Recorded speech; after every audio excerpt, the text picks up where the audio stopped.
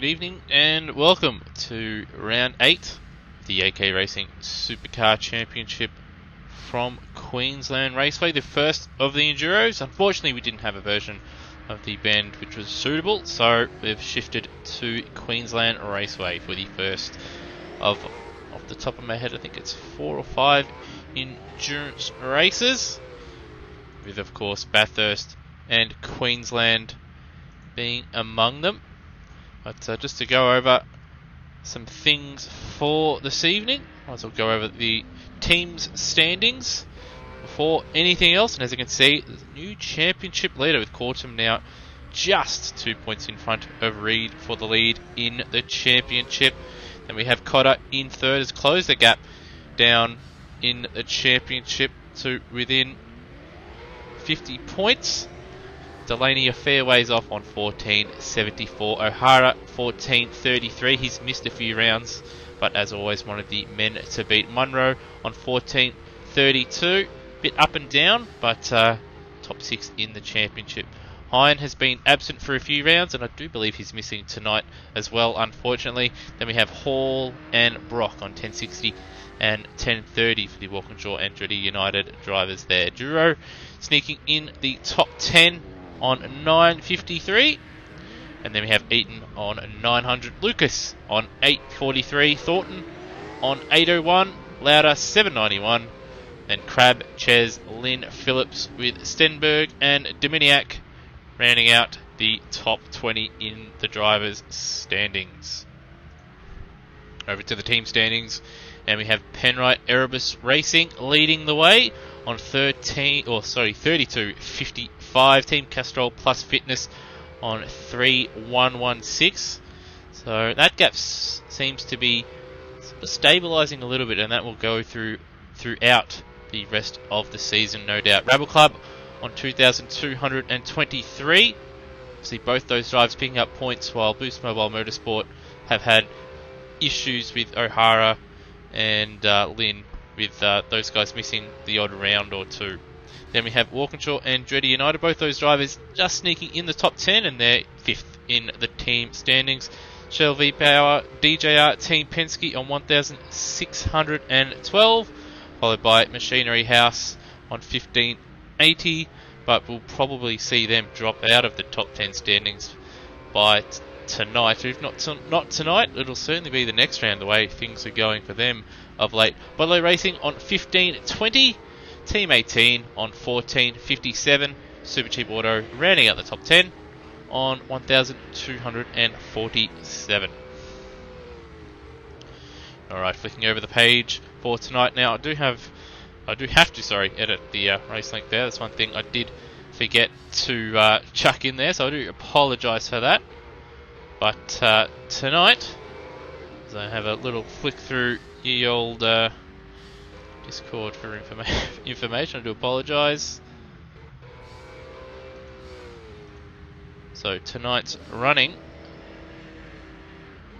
will be 3 hours. So there is not actually a lap count. It will be just 3 hours, with the maximum length a driver can run, I believe, at an hour and a half.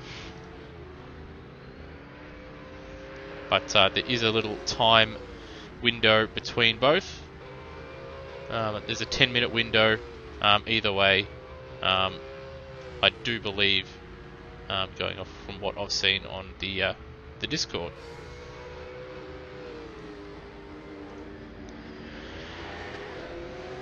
Alright, now, still in the practice session, hasn't ticked over to qualifying just yet, but just to go over some of the times I've seen in the current practice session. Cortum and Delaney leading the way in front of Reed and Cotter, both of them separated by 1/4 of a tenth of a second, so absolutely nothing between them. Then we have French and Mongen, 1/2 a tenth drift. Brock and Hall, another 1/2 a tenth drift, and then Duro and Bradshaw 2/10 clear in P5. So looking very, very close here. See the paperclip, as it is affectionately known here at Queensland Raceway, 3.12 kilometres, 6 corners. of course, the first of the endurance rounds this season. Another point of note with the endurance rounds is that Super 2 teams are also present in this series, with both the series sort of joining up and with co-drivers being introduced. Haven't had time to sort of prepare extra graphics and the like to go over the teams, but there will be driver swaps as a requirement. You also see quite a number of retro liveries out there. Currently got, just having a look now, 27 drivers have set a time in the service, so still a very, very good field out there. And certainly a good opportunity for the Super 2 drivers to show their worth. And just having a look at some of the standings, and we've also got some in the top 15 as well, so good effort from those guys. You will be able to tell the difference between the Supercar drivers and the Super 2 ones, with the Super 2 drivers in the older iteration Supercars with the Holden VF Commodore and the Ford FGX Falcons being driven by Super 2 drivers, while the Supercar drivers are in the Nissan Altimas, Ford Mustangs and Holden ZB Commodores. Not too far away now until we tick over to qualifying, but looks like drivers at the moment just getting some things sorted before we do indeed tick over.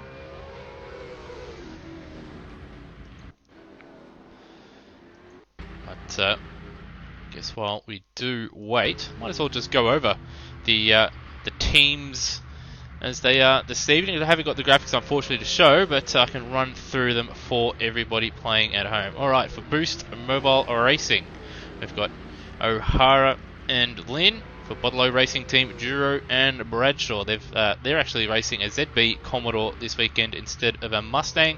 Machinery House of Hine and French, although with Hine being absent, French has been moved over to a separate team. Warwick and Stenberg, although that team is not present this evening. And of course, Reed and Cotter for Penrite Erebus Racing. For Red Bull Holden Racing Team, we've got Runch and Dominiak in their retro livery from Bathurst last year. Lucifer Keys and Lucas for Team 18. And then for Techno Autosport, we have Pickford and Courtier. For Boost Mobile Wildcard, we've got Burse and McDonald. For Red Bull Holden Wildcard, we've got Dane Warren and Josh Anderson, but they're not here this evening. You'll probably see them at Bathurst. Over the page, we've got Walkinshaw, for Walkinshaw and Andretti United, of course, we've got Rusty Hall and Greg Brock. And then we have, for the Wildcard Walkinshaw and Andretti United car, we have Peterson and Curvin. And then for Red Bull Junior Holden Racing Team, we've got McLaughlin and Davies. That's in, I believe, the 2013 VF Commodore. For Holden Racing Team, the old 99 livery, we've got Knight and Ball. For Team Mobile 1, which is the 2000 Commodore VF Commodore livery, we've got Scott and Hobson. For Team Vortex, we have Rodriguez and Cooley. Team Star Wars, funnily enough, in the old Larry Perkins, Russell Ingall Castrol car. Team Crush is in a Vodafone livery. For whatever reason, we've got Dossett and Spencer. Kmart Motorsport, we've got Cicluna and Hum.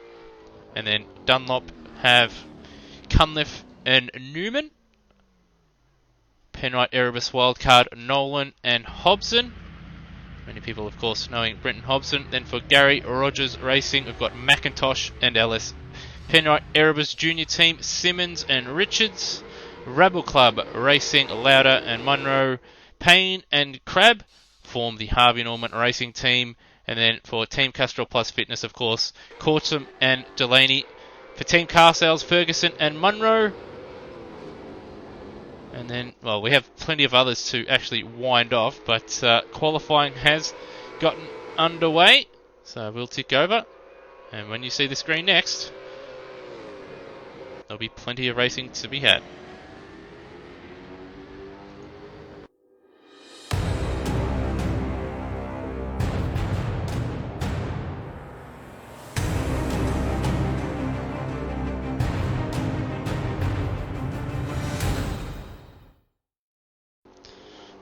Alright, so here we are qualifying for the first the OK Racing Supercar Championship Enduros. Now, I know a number of drivers have sent me obviously who is starting and qualifying the car. Unfortunately, I just aren't able to keep up with all the messages and broadcasts at the same time. So, even though people are sort of telling me what is going on at the same time, it's difficult to sort of capture what's going on screen, and obviously with all the messages what's going on, so I do apologise. Anyway, the Reed Cotter Kart will get us underway. The first lap of qualifying here at Queensland Raceway. Obviously they were just a quarter of a tenth away, the fastest time in practice. What can they manage here in qualifying? Approaching turn 3, little bit of a slide on entry. And the Walkinshaw Andretti United car in the background there, piloted by Hall and Brock. Another car to look out for. They were within a tenth of a second as well. So at the front looking very, very close at the moment. Through turn 4 and 5. And now the final corner.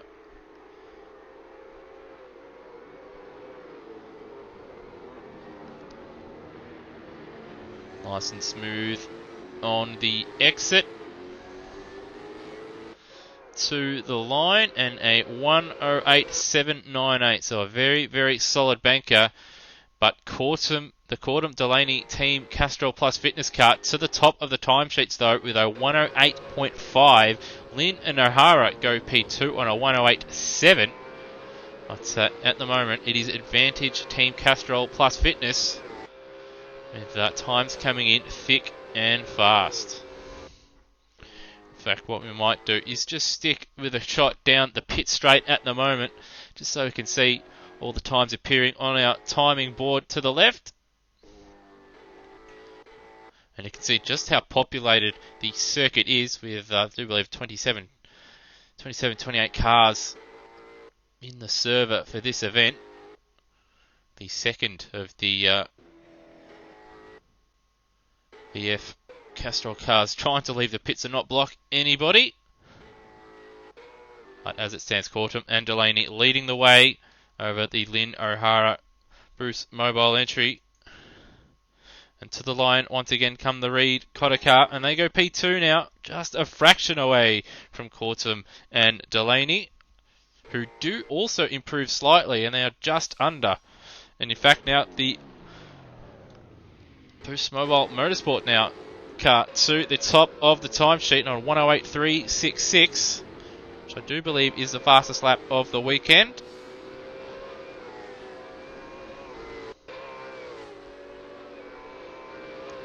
We'll stick with them for now. Back all right on board to see the Richards car move up into P8.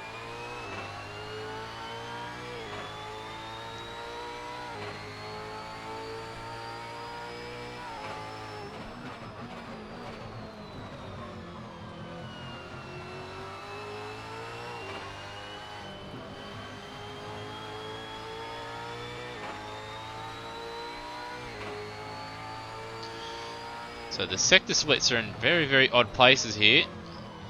At the final corner, certainly out of position compared to the real life second split line. It's only the final corner for the final split. Up by a tenth, improves by only just over half a tenth. So they lost a little bit in that final corner. Hit the Boost Mobile Motorsport car. But still almost 2 tenths now ahead of the Nissan, the Team Castrol Plus Fitness entry with Cortum and Delaney. See it louder, and Munro sneaking into the top 10. Got Honor and Webster doing a solid job in 11th. Obviously they are Super 2 drivers. Also got Hum and Skikluna also in the top 10. So very, very nice effort from these Super 2 drivers, ahead of a number of the full-time supercar drivers.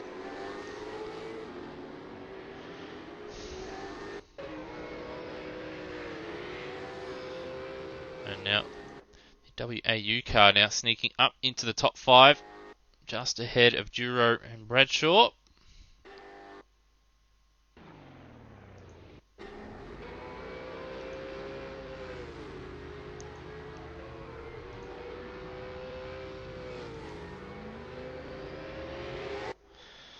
So Scicluna is qualifying the car, and do have Hum that will be starting in the Kmart car. So Scicluna doing a very solid job at the moment. The Lauda Munro car sitting in 9th at the moment, with Munro will be starting the car, but Lauda, the one currently in the car qualifying.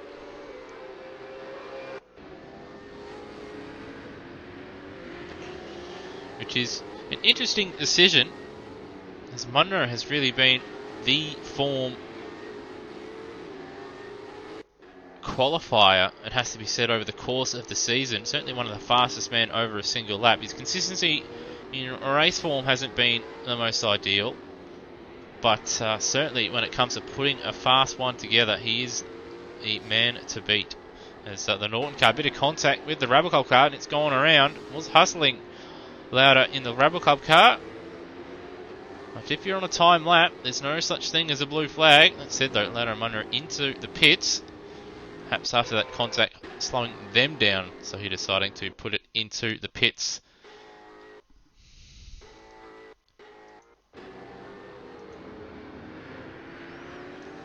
But still, Munro O'Hara car leading the way. 108.293 now, so they have improved further. Going very, very quickly at the moment.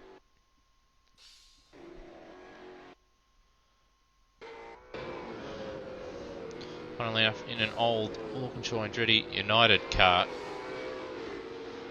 which can be a little bit confusing.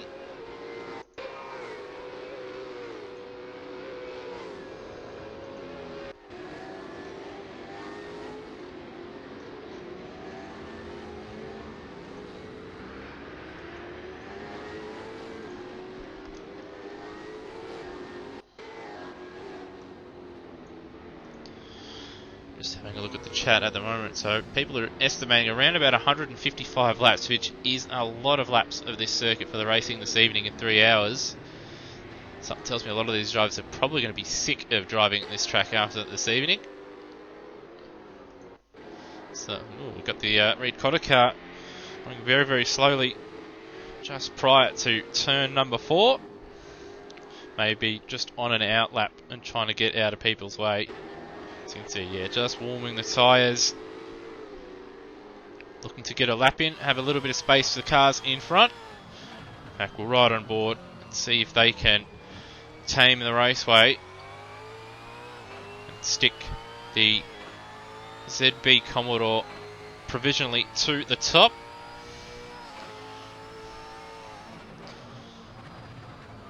Very bumpy through turn 1. You don't want to lose too much time on the exit. A little bit bumpy through turn 2. A little bit of a short shift, a little bit of a slide on the exit. Now the long run to turn number 3. Don't outbrake yourself here. 10th and a half down.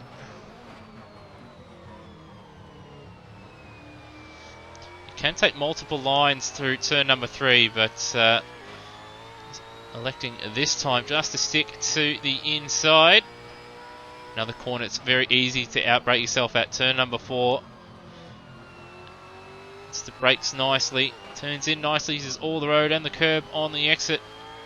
And once again, now the run to the final corner. This is of course a Delaney car now, less than a tenth away from the top of the timesheets. The Reed Cotter car though hasn't had an ideal lap. Out of the final corner. Over the line.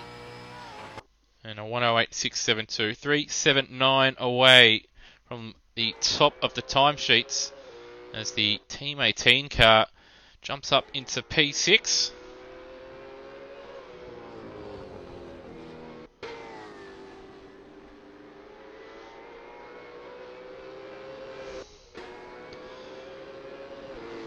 And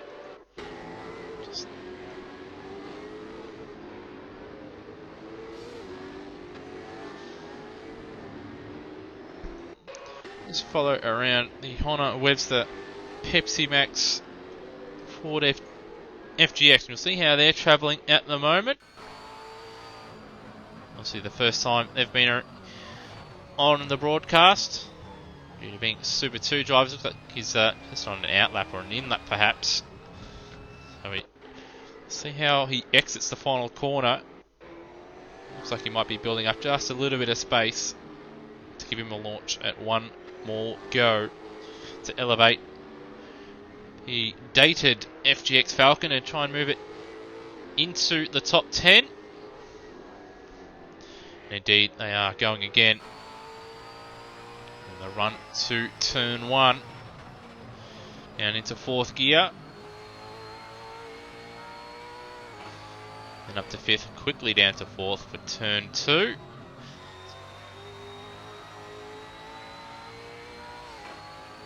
Team 18 car just pulling off the road there and to the pit lane.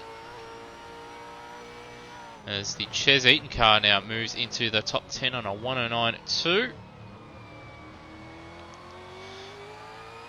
Let's see Honda and Webster just a little bit wider through turn 3. It shouldn't cost them any time at all. Now turn 4. A little bit of slide on the turn in. That's going to cost them a little bit of mid-corner speed and a more awkward line on the exit. A little bit of slide out of turn number 5 as well. So the final corner now, 1.1 seconds down, which is a little bit off, and a big slide out of the final corner. So this is not an ideal lap. They don't think they're going to improve on this one, and they don't. 1.3 down as the Phillips and Gutterson car now into the top 10, which nudges Lauder and Munro out of the top 10 in the Rabble Club entry. If you're in the pits at the moment, if you want to set a lap, you're going to want to leave the pits immediately because you're probably not going to get back around in time. But we'll cut to the Lynn O'Hara car with a minute and 25 remaining. Looks like they're on an outlap as the car just swerving around a little bit to warm the tyres just a little bit. And they'll cross the line probably with about 40 or so seconds remaining for one more final tilt to protect their provisional starting spot at the top.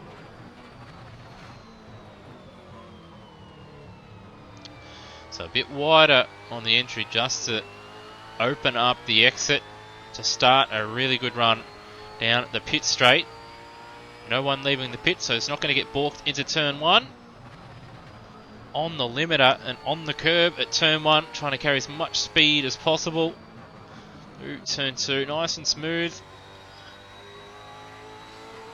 A little bit of a slide in the mid corner, but nothing driver can't handle. Cortum Delaney in the pit, so they're not going to improve. Reed and Cotter out on the circuit.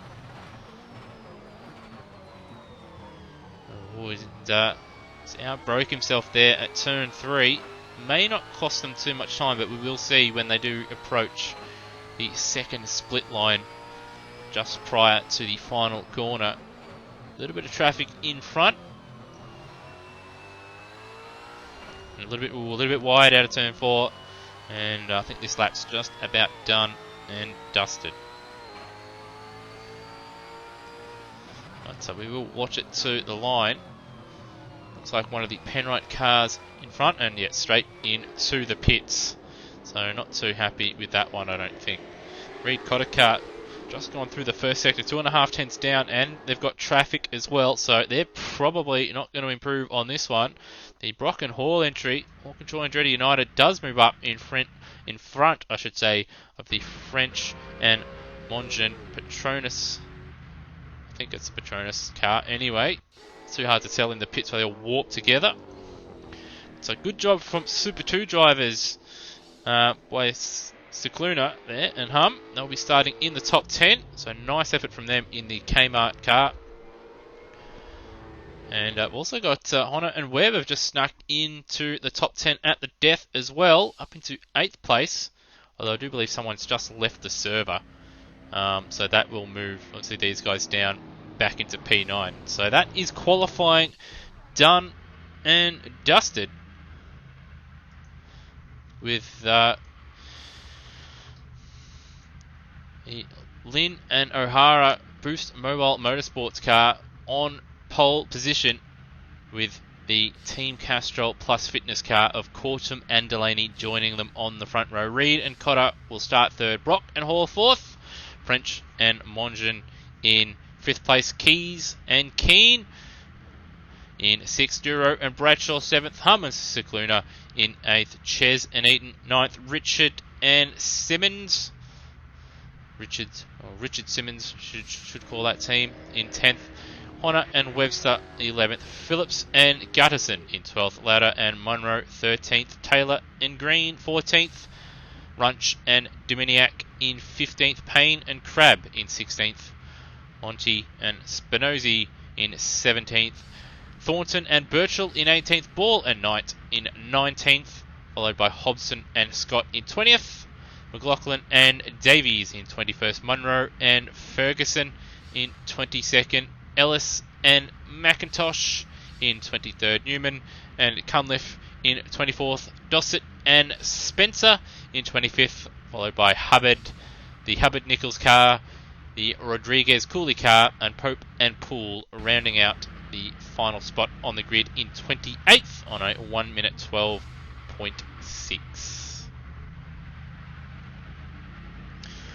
Alright, well, with that done and dusted, got about a 1 minute countdown until the server ticks over. Drivers just moving in and out of the server to sort out who's sorting out,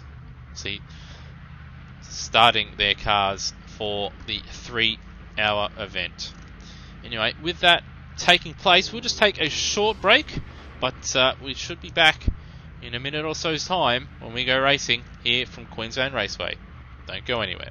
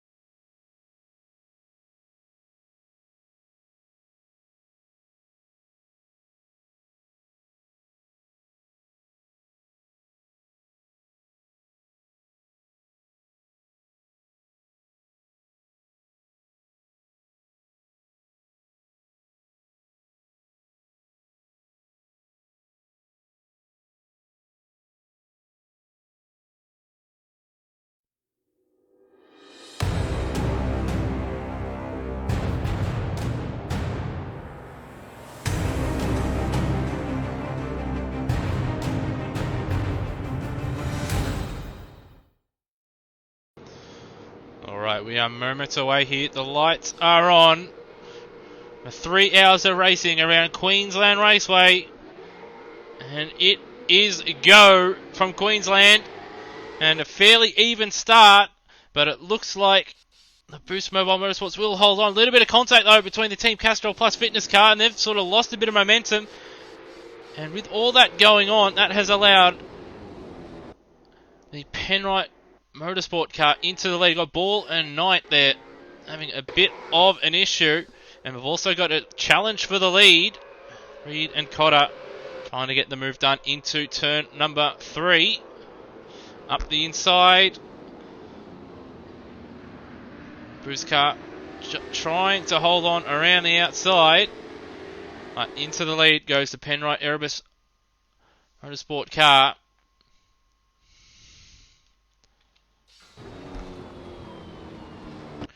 As drivers try and sort their way through a frantic first lap here.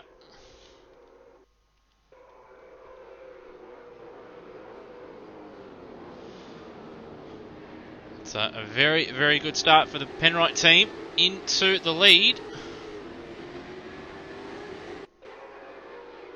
And got a safety car there stuck on the circuit. Thankfully getting out of the way. And that's the Rebel Club car up a number of spots. Obviously Munro starting the car, Lauder qualifying it. But they're already up into the top 5.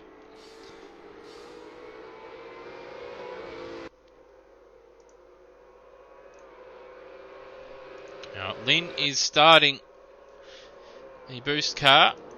And he's just been overtaken by the Team Castrol Plus Fitness car. I'm trying to find out who's driving. That's Delaney driving in that one. And now up into P2. They're not going to want to let the Reed Cotter car get away, that's for sure. Battling it out in the Teams Championship and the Drivers Championship.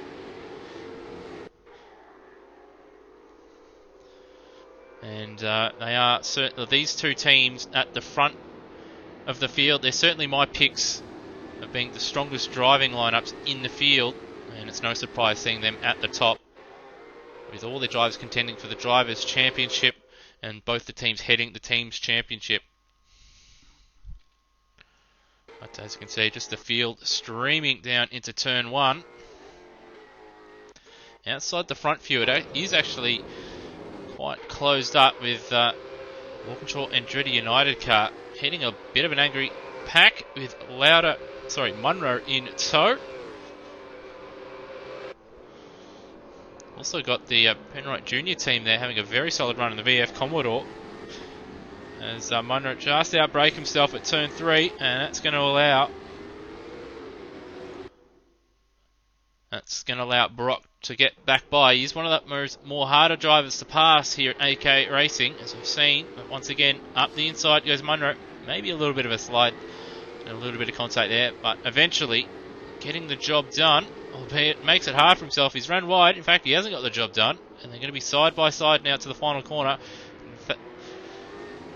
And this time Munro, well, he has held on just, but Brock has got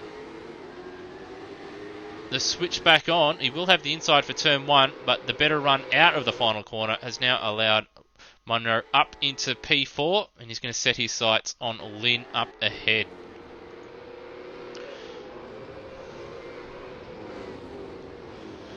Now, the Payne Crab Harvey Norman car trying to get by VF Commodore Penrite team and gets the job done. So main game versus Super 2, fair effort from whoever's driving that car. I know people have been sending me messages saying who's starting, but I honestly cannot tell you because there's too many messages for me to read and go through while a race is going on and being prepared. Also got Keys and Keane in 8th place. They haven't had the most ideal start, but still in a decent position at the moment. Drew and Bradshaw in 9th, followed by Thornton and Birchall. Runch and Dominiak have had a solid start, up a few spots. Phillips and Gutterson. And we've got the Kmart cars going round. Contact with the Red Bull Junior car. We've got one of the car sales Nissans off as well. So a bit of a disaster for the Kmart car. So they did start the weekend well in the top 10 in qualifying, but that off has seen them drop down to 17th, and they're already outside the top 10. So haven't had the greatest start, but still a long way to go, with 2 hours and 54 minutes remaining on the clock. So see McLaughlin and Poole battling out there into turn 1. And Delaney has caught up to the back of the Reed Cotter car. Just going to try and see. So who is starting? That's Peter Reed starting. Now championship leader, with Delaney, 4th place man in the championship, trying to hunt him down and get Team Castrol Plus Fitness car into the lead. Reed goes defensive. Delaney's going to try and go around the outside of the final corner. He won't see many moves like that if he can pull it off. Get done. He's had a decent run, but again, the long way round. It's going to force Reed to go defensive into turn 1 because he's got a little bit of an overlap. So he's going to try the outside again. And once again, Reed holding on. Delaney again just ahead at turn 2. So they've been side by side for half a lap now, but he's got the job done eventually. So persistence pays off. Good driving between the two of them to avoid contact. And good driving from Delaney to hold on around the outside from the final corner all the way through to turn number 2. And he moves the Team Castrol Plus Fitness car into the lead. So great effort from him. But has to be said, good driving between both drivers in that instance. And further afield, looks like we've got Super Cheap car making a move on the Team 18 car, moving up a spot into 10th. And also got the Norton Hornet getting by the Pepsi Max FGX Falcon as well. So they've started to slowly go backwards, have the Super 2 drivers. See, there is a bit of a difference come race time. They're finding out the hard way at the moment. There's a lot of the main game drivers getting decent starts and then getting away from Super 2 drivers. That said, they're still doing a solid job there in 13th. But as you can see, just down the road there, a bit of a gap between themselves and main game drivers.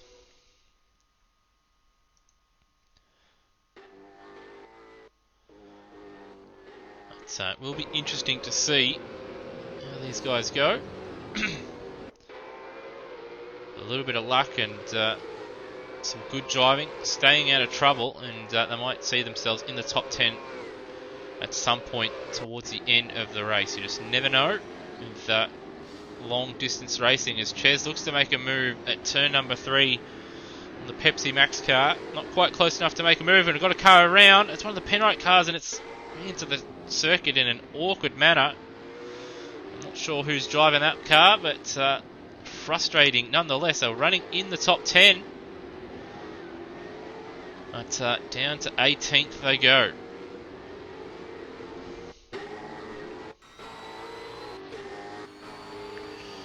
And so see Delaney, fastest lap of the race, so 108.9.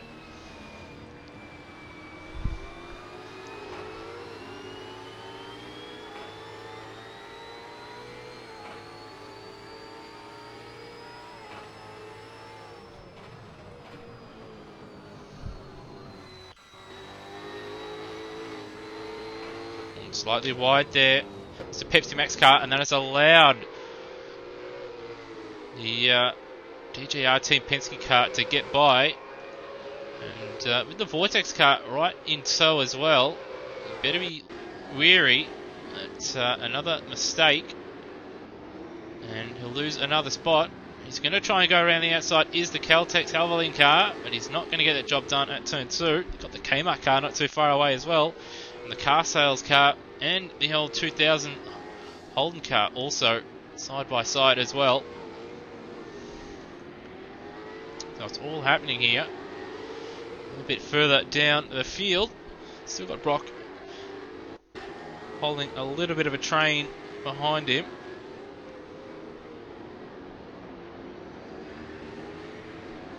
Further up the field.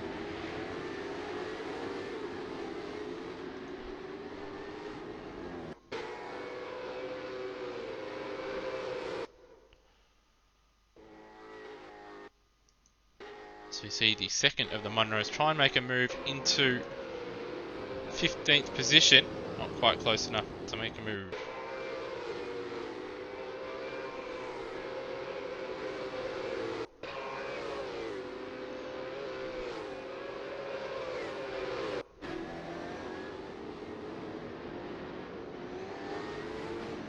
He gets the job done into turn 3. Might even get 2 spots. He will get 2 spots as the Havoline car a little bit wide there at turn 3, and a bit leery on the exit as well. It's going to compromise his exit. The Kmart car is going to want to get by to turn 4. So hold on for now. It's Castle's car now up into 14th. He's going to try and set his sights on Ches and Eaton just up the road.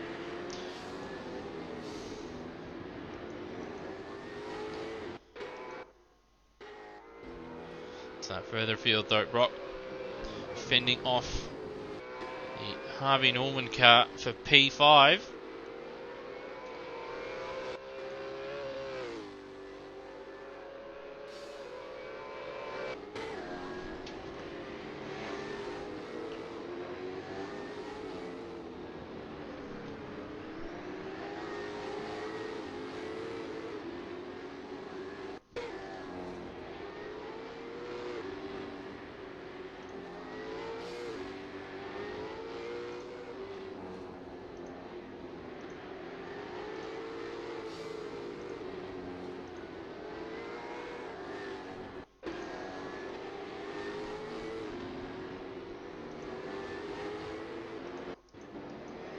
So it looks like Runch and Dominion has been caught now by the DJR Team Penske car. So shades of real life happening right now. Albeit instead of for 1st and 2nd, it's for 10th and 11th places. Looks like Penske car just a little bit faster at the moment because it has caught them very, very quickly behind them though. Looks like a very angry battle pack behind the Taylor Green car and the Munro Ferguson car sales car, Nissans. And you've got, I think that's Hodgson. Ooh, a little bit of contact at turn 1 there. That's going to cost both the Holden and the Ford a bit of time.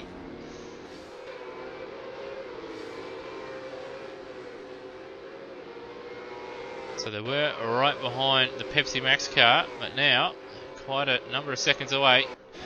Holden pulls out of the slipstream, going to try and make a move. It's coming very, very hot, locks the front right, and he's just going to avoid going on the grass. The Havoline car, a little bit of contact there, but gets the old switcheroo going and retains 16th position. And while that's going on, that is allowing the battle pack just down the road to get away ever so slightly. At the front though, Delaney driving away from Reed. Did have a practice round last year to sort of test if driver swaps were doable. A bit clunky, but they are doable. We did have a runaway winner, but I do believe it was the Penrite Erebus car in the end that did walk away with it. That said though, with the way the car swaps are done, where drivers have to leave a server and then the second driver has to join the server, it might be a bit of an issue for some drivers with worse, and teams that have drivers that have slower PCs and it takes longer for their game to load. So they will be put at a bit of a disadvantage. And so we've got the Triple Eight car and the Penske car swapping positions for the final spot in the top 10.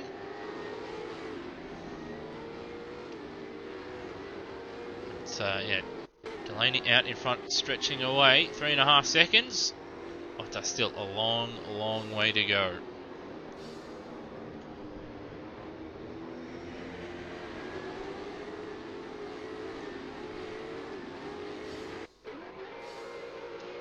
And looks like we've got one of the... Yeah, there's got a car leaving the pits. I believe, yeah, it's the Phillips Guttison car. Monster Energy Ford Mustang.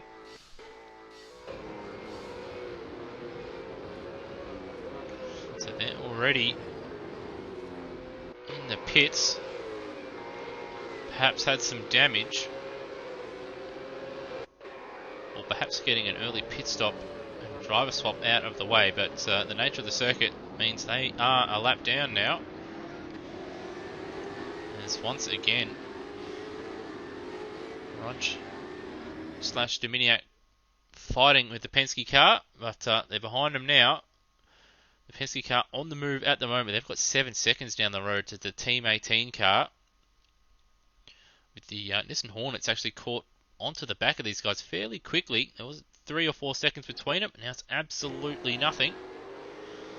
So that Nissan looks like it's in pretty capable hands and is going along very nicely at the moment.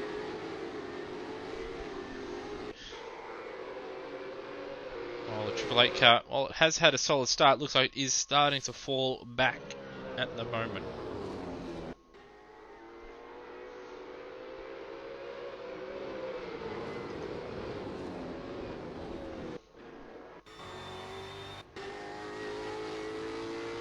Just right on board a little while, see how the Nissan is travelling out there.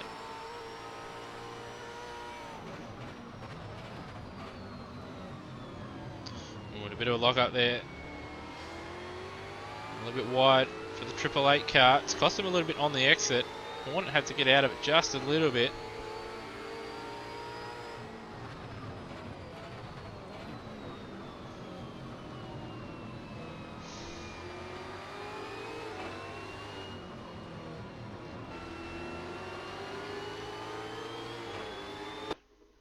And a little bit of a mistake. Has seen the car sales car rock right up onto the back of the Norton car. Now having to defend his position into the final corner.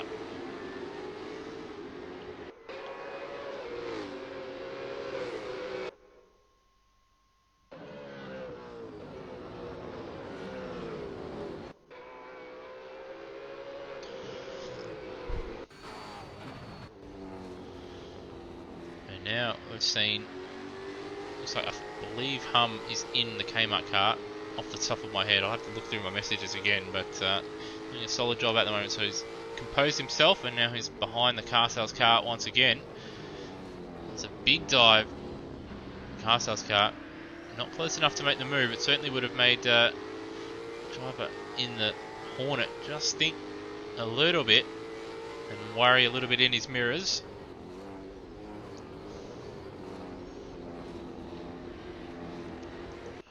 Seeing the Simmons car, looks like it might have had a little bit off again as well. Was sitting in the top 10 very early on as we cut away from that battle, and Nissan Hornet has disappeared somewhere. Looks like it's had a little bit of an off-track adventure, and looks like the car sales car's also dropped a bit of time as well, because the Kmart car now has got by him and up into 12th place. With all that going on, it's allowed the Triple Eight car to stretch away a little bit of a gap.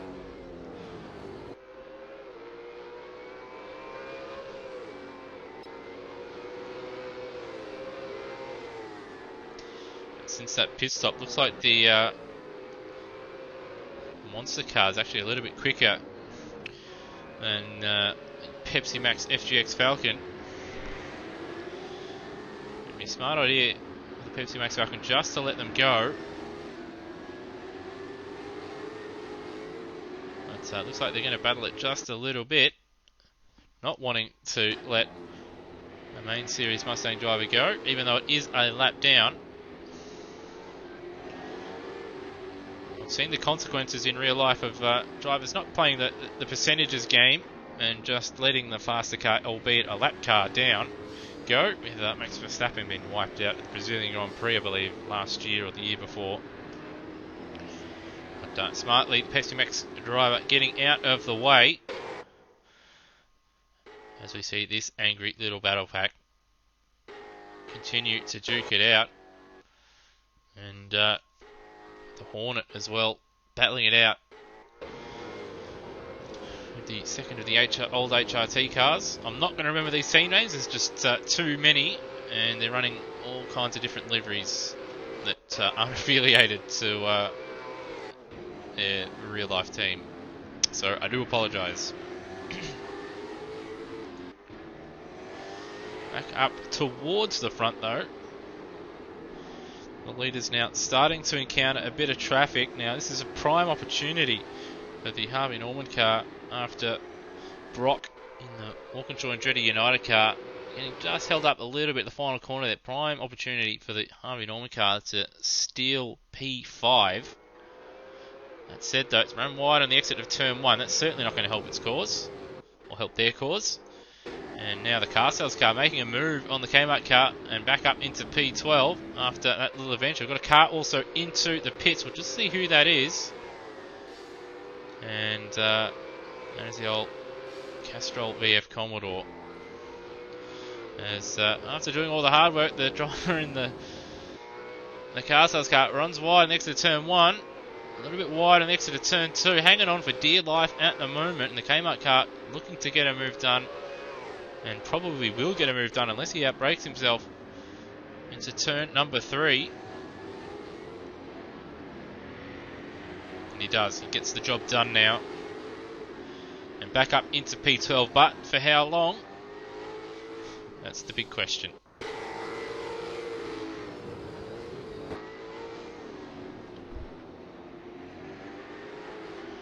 Car sales car, they're going to try and hold it around the outside. Done a good job at turn number 5 and has done it. Has got the move done around the outside. No contact, which is good to see. And a good move around the outside.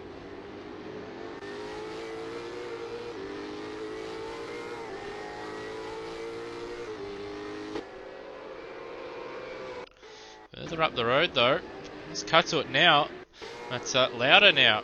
Oh, sorry, Munro up into P3. Got Lynn in that Boost Mobile Motorsports car. He's done a very commendable job so far. Hasn't had the greatest of seasons so far, Lynn. And his teammate has certainly been one of the four-mans of the season. And barring some, not being able to make a couple of rounds, he probably would be leading, if not in that leading bunch in the championship. But Lynn doing a good job at the moment. Only 12 seconds off the lead. And until then, staying in a podium position. Also got, looks like there may have been a change of position for a moment between Team Harvey Norman and Walkinshaw and Andretti United here in P5. So it's got the bit between his teeth on that last lap. Who's driving that car?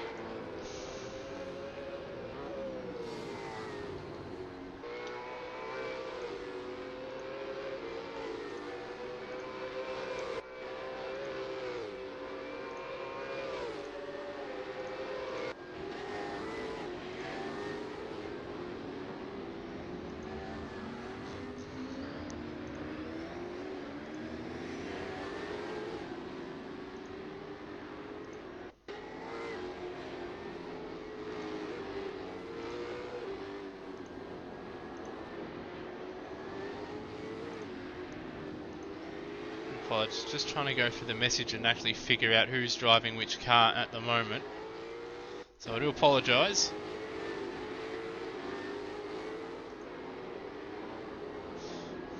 Now I do know that that is Crab in the car, Team Harvey Norman.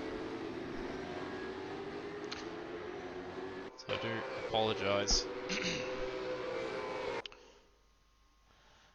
They're doing their best job. He's doing his best job. Try and get past Brock at the moment. Has been a little bit scruffy though, and made little mistakes, which hasn't helped his cause, but still doing a good job at the moment. And they're having one of their better runs of the season as well at the moment, sitting in P6.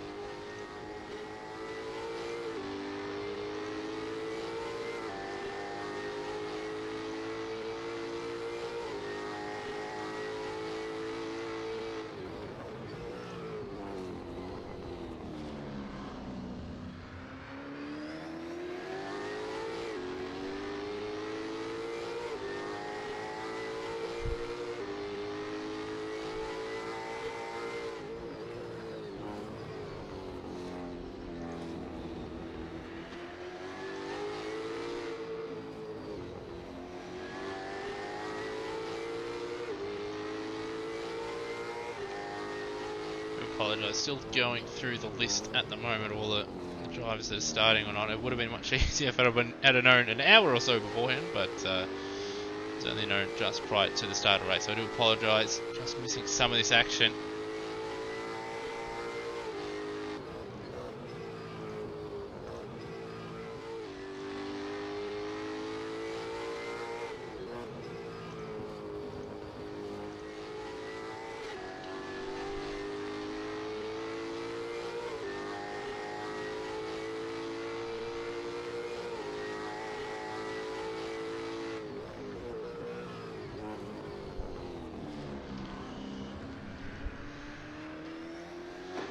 So at the front of the field, just to cut back to it though, slowly but surely, they've started to edge away once again. They must have gone through a little bit of traffic because the gap was 4 seconds. It come down to about 3.5 or so. But they've cleared that traffic, and once again Delaney starting to edge away from Reed at the front. In fact, on that last lap, getting the gap out to 6 seconds. So a bit of traffic there for Reed. Lost a bit of time, 1 minute 10 compared to a 1:09. Also having a look at the chat, and it looks like the car out in front may be on Supersofts.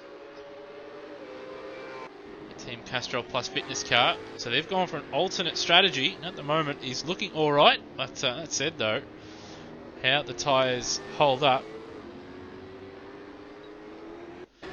is going to be a key factor, with the left side tyres certainly copping a bit of a battering, and you do not want that rear left to either overheat or overwear on you, and you don't want to be struggling with that towards the end of a stint. So it will be interesting to see how that plays out, but we may see a variation of fuel strategies as well as tyre strategies play out throughout the race. And then since getting ahead of Lynn, Munro hasn't made too much progress on the second place Penrite Erebus team, but he has just slowly edged away from Lynn, who's still doing a fairly good job, only a couple seconds away, not really letting Munro get too far away down the road. So he's doing a good job at the moment for Boost Mobile Motorsport. Brock is on board for a few laps, starting to just edge away from Crab, who is driving the Team Harvey Norman car at the moment. Then we've got Bradshaw in the car, I believe, well, the Bodlow car, and the ZB Commodore. Should be driving a Mustang. I don't know why livery's put on ZB, but it's the way things go, I guess. They're in a decent spot at the moment. They've got Thornton closing them down at the moment.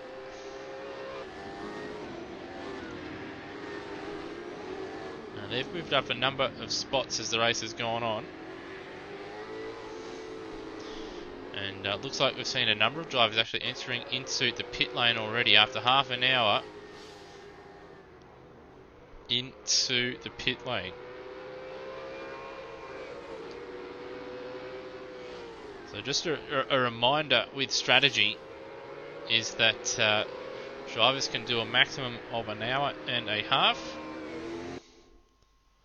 but there is a little bit of a 10-minute, there is a 10-minute window for the drivers as well. And now we've got Bradshaw into the pit lane, so looks like cars are getting to the halfway mark, and that's either as far as they go or they're just playing the strategy game. We'll wait and see what the leaders do in the coming laps. Got another car into the pits as well in the background. And once again, it looks like that is the Castrol VF, and it looks like the FGF, the Pepsi Max FGF, into the pit lane as well.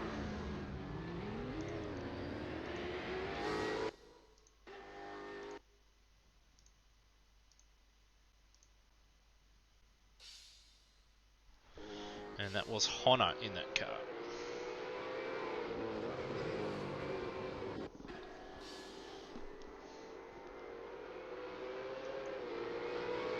Having Delaney go through that little battle pack as well.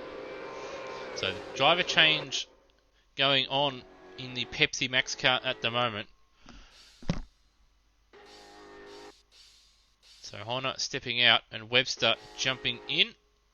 So we'll just stick it with it for a moment and we'll see just how long it takes them. Obviously we just missed when Horner jumped out.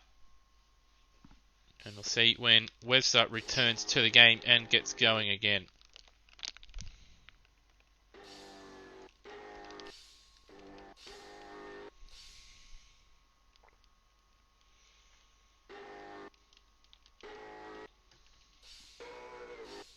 So there it is. There's the Pepsi Max car. And as you can see, it does take a little bit of time to get through a driver change in a pit stop. They're currently now just in front of the Simmons car.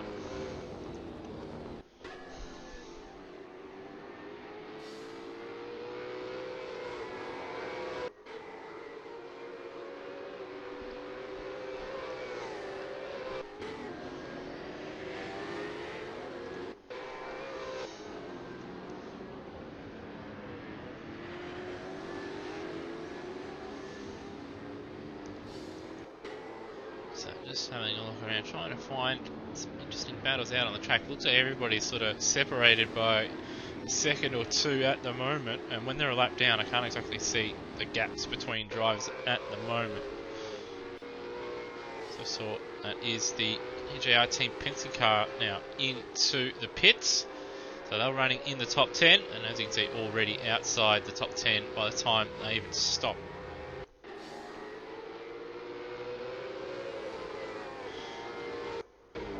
Actually got Runch with Carsell's car still behind him at the moment. I don't believe they've pitted just yet.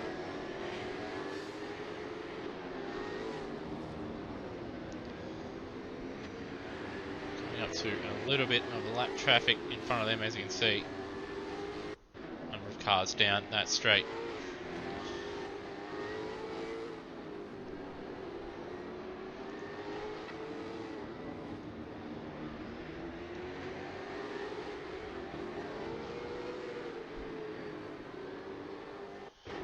The closest battle on track at the moment between these two at the moment.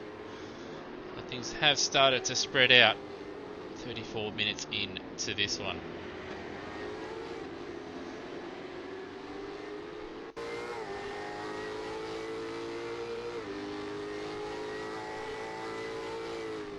It'll be interesting to see the dynamic once there's a few of the driver changes, some of these front running teams, see if anything changes all that much. So see the Norton car now into the pits. We've got our race leaders also into the pits. While the Penrite Erebus car continues on out in front. How long will they go? Obviously they're starting, I do believe, on the softer of the tyre, or not the softer, the harder of the soft tyres. They're just on the softs, while the Team Castrol fitness car started on super softs.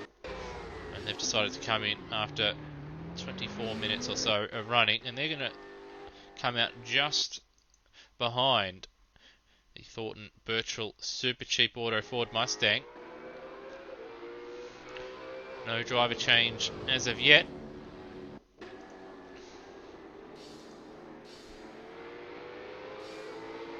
So it wasn't an ideal run through the first couple of corners for Thornton, and Delaney able to get by. It is going to be crucial for Delaney to keep his pace up. So he did have a 6-second lead to second place Reed, but he's going to want to put his foot down and maintain that gap as much as possible. And we do have now our race leaders immediately straight into the pits as well. Will they will they change drivers? Who knows? I do believe drivers, once they do serve their pit stop and want to change drivers, they just drive to the end of the pit lane and then leave the game. And then the other driver will then return in their pits and they'll get going again. And quite comfortably, Delaney out into the lead. Well, effective race lead. Munro leads the race outright at the moment, 6 seconds ahead of Lynn, the Boost Mobile Motorsport car. And 13 seconds in front of the Walkinshaw Andretti United car driven by Brock at the moment.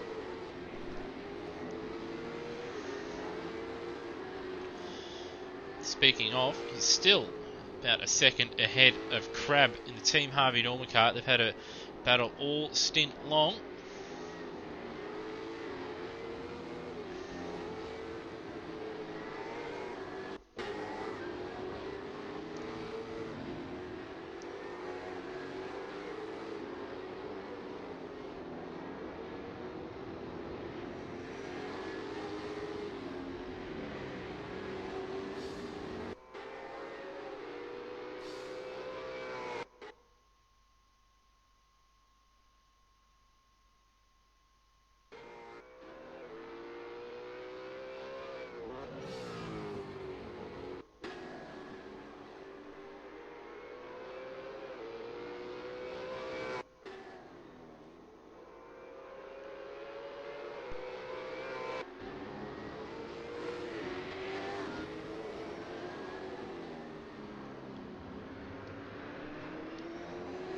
In fact, we've just seen the Team Harvey Norman car enter into the pit lane, and it looks like they're going to continue on with their Crab behind the wheel.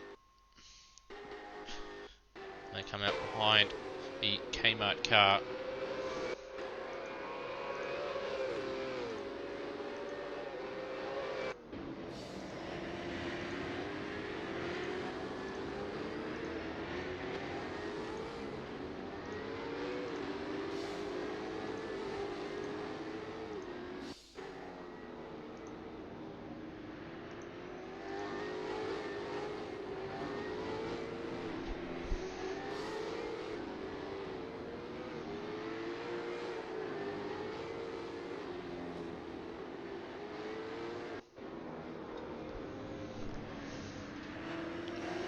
And now we see both Munro and O'Hara into the pits.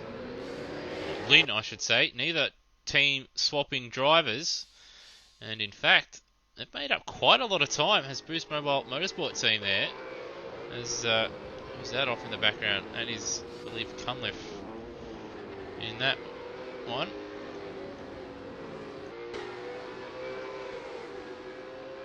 So there has been a switch in the Kmart car.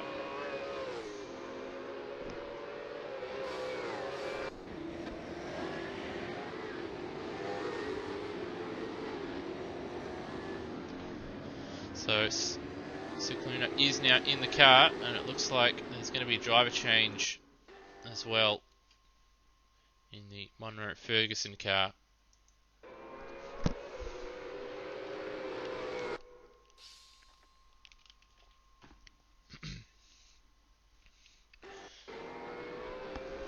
So Brock leads at the moment. He's going to go 40 minutes into a stint. So very, very long first stint. Currently leads 6.1 seconds overall.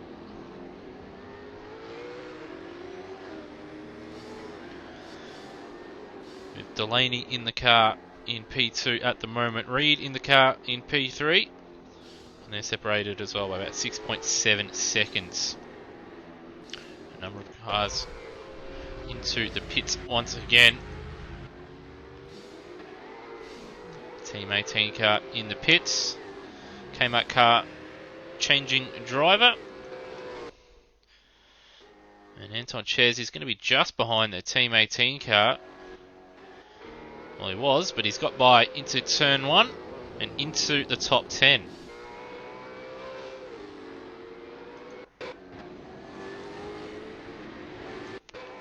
And in fact, now we see the Walkinshaw Andretti United team finally ready for a pit stop in. Very, very long run on this one. And into the pits. And to change driver as well.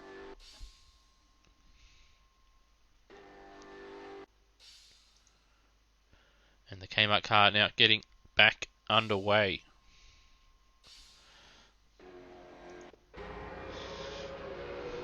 So seeing Runch now enter the pits for Triple Eight, Red Bull Holden Racing Team, and they will be changing to Dominiac.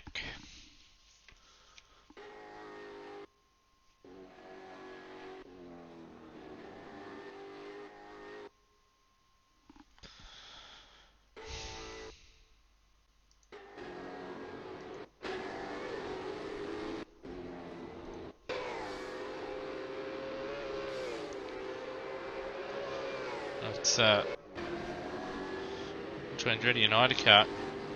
A lot of cars around them. They did change driver. Musty Hall now at the wheel.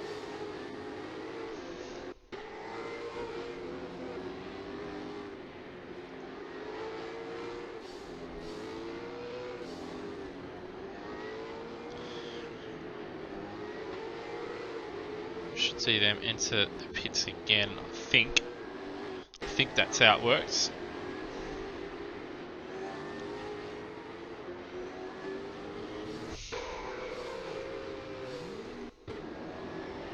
No, they're going to go around once again.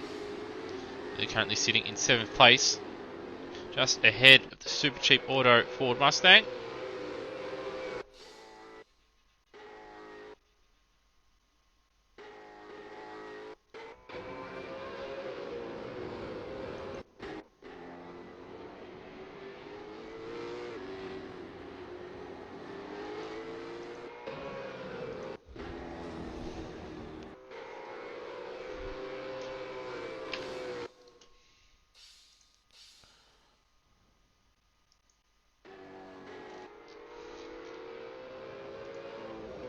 Apologise, just going to have to go through and change a couple settings because I'm not exactly sure.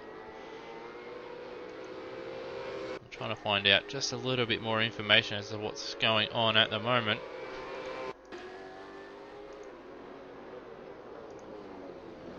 See who is where. As you see, the Hobson and Scott car also changing drivers at the moment.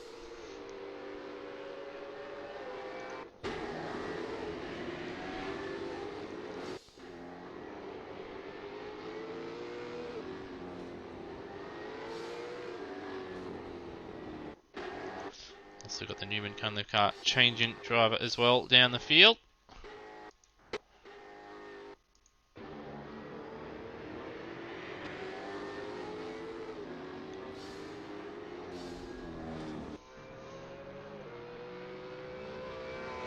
So out in front continues Delaney, 6.9 seconds in front of Cotter, followed by Munro in 3rd. They've all got their main drivers in the car, while Lynn is still in Boost Mobile Motorsport, and lead driver O'Hara probably going to come in at the halfway mark if Lynn is still in the car at the moment. So they'll split the race in the middle as we see Munro wide at the exit of turn 1. Hasn't had an ideal entry for turn 2 either. Once again, that has allowed Lynn to close up onto the back of the Rebel Club Nissan.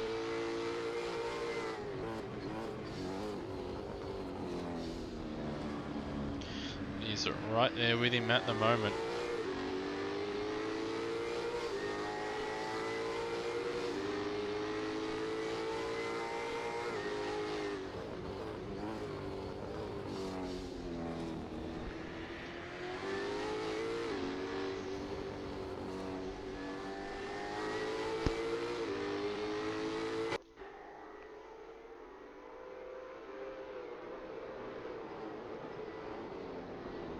Once again, very, very late on the brakes. Almost outbrakes himself. Will give him a slightly better exit because it was a straighter exit. Not having to fight the car as much. But certainly not an ideal lap or corner for Munro. So just struggling just a little bit. 45 minutes into the race at the moment. So fatigue will probably start to kick in for a couple of the drivers. Will be interesting to see also with the Super 2 drivers how they go. They do drive in shorter races than the main series.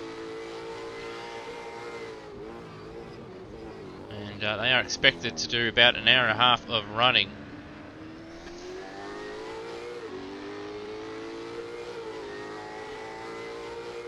That said, you don't want to do too many driver changes as it will cost you a little bit of time.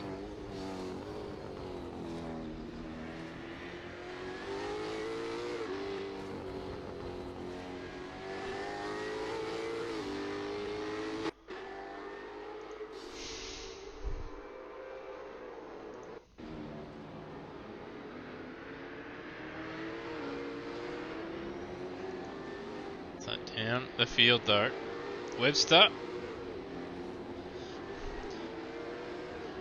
is battling for position. That's Caltech's Haviland car behind him.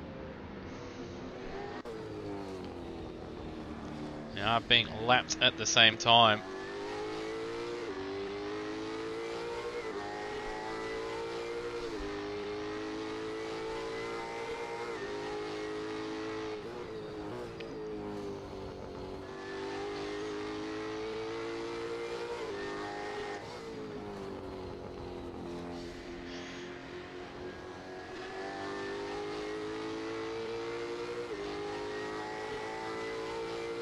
The Bodlow car going through and lapping the Vortex car in the background. It's actually helped Webster quite a bit, build up a bit of a gap.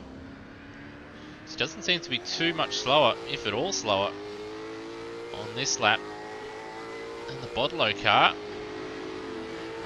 And goes around Team Better electrical car 66.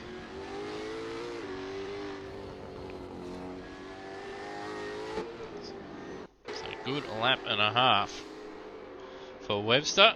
Have to stretch out a little bit of a gap.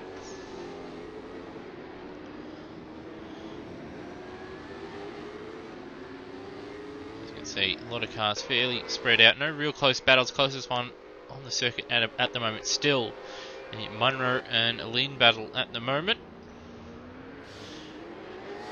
And they're about 25 seconds or so. 25, 26 seconds off the lead in this one.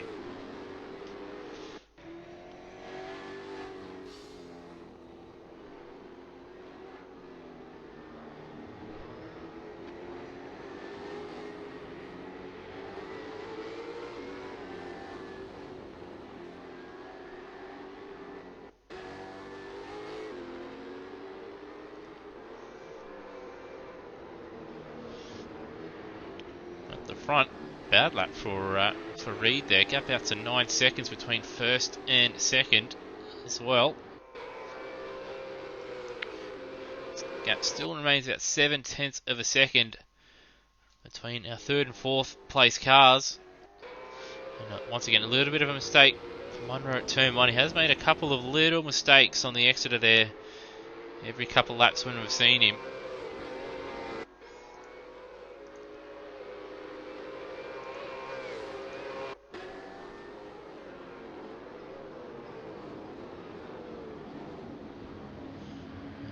Number 2 HRT car there, all at the wheel, separating them at the moment. Gets out of the way as best he can, in an awkward spot there, but nothing much he could do. Did the best he could do to get out of the way, not to cause too many issues. Lap traffic will be important for a lot of these front running cars and how they deal with it, and it's going to be lucky as well when they do catch them.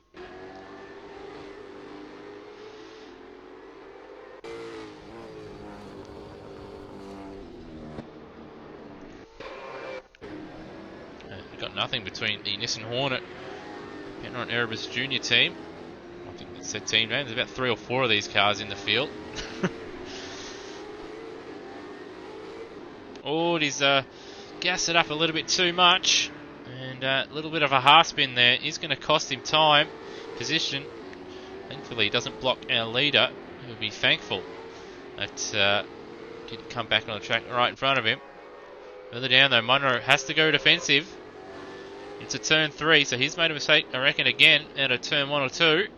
A little bit of a lock-up at turn 3. That's allowed Lynn now to close right up onto the back.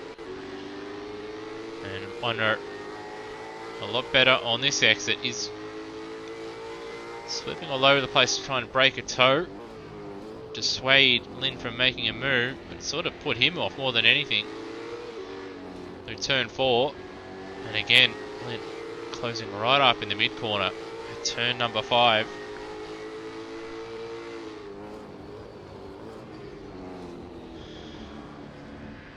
Very, very close between these two guys at the moment. These two cars have been inseparable all race long. It will be interesting to see how it goes when the race progresses and drivers do change, with Munro probably being the lead driver for the Rabble Club car in the car at the moment, and Lauder still needing to do time in the car, while Boost Mobile Motorsports car, they've got their second driver in Lynn in the car at the moment, and need to put their A-game driver in the car as Munro defensive into turn 3. Much better under braking. Munro going defensive, not wanting to give up position just yet. Like, it seems almost a matter of time at this stage before that Boost Mobile Motorsport car gets by.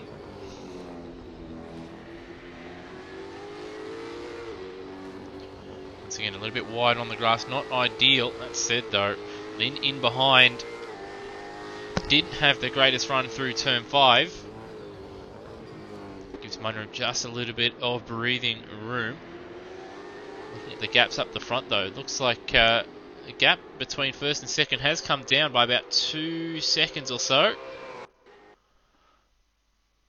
So perhaps a little bit of lap traffic for Delaney has cost them a little bit of time. Obviously that is something everybody at the front is going to have to deal with. They will lose time at some stage.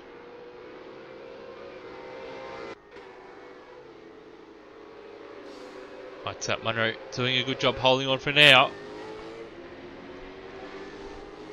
As we see once again, the monster Ford Mustang into the pits. And they do change driver this time round. They were in very, very early on in the first 15 minutes of the race. And this time they're about 6 minutes short of the hour mark.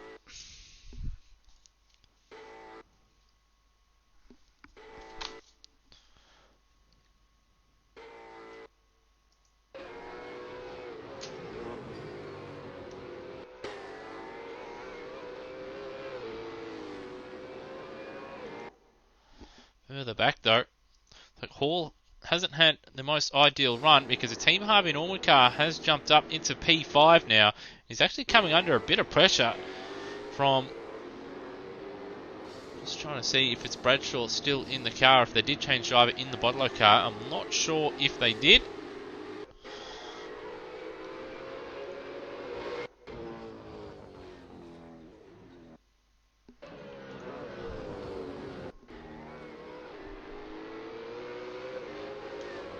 But Mitchell Andretti United starting to fall away at the moment.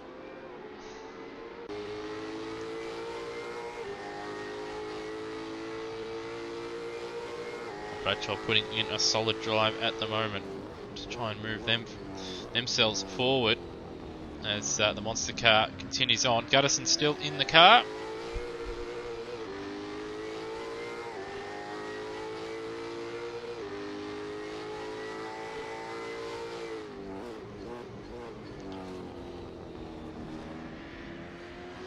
And wide goes Bradshaw, and well, that relieves Hall just for a moment. They've got Thornton not too far away as well that they're going to have to keep an eye on. I didn't have the most ideal start, but they've been working their way slowly further and further up the field as the super cheap car. Now Bradshaw under a little bit of pressure now, as it looks like we have a little bit of exchange of position for the final spot on the podium, and Munro looked like he might be giving up that position. Is it a little bit of lap traffic in the way? They're 3 wide coming out of turn 3. Munro will have the inside for turn number 4. He's able to pull it up and hold on for now. Lynn trying to get a little bit of a switchback going, but there's just not enough room to make it happen into turn number 5. Munro holding on by the skin of his teeth. Further down the field, looks like Bradshaw and Thornton exchanging positions as once again, not an ideal exit there for Lynn. Gets it sideways, I should say. And Munro holds on for now as they're once again side by side out of the final corner. With all this battling going on, it is costing them time to read down the road. Good 20 seconds down the road, in fact.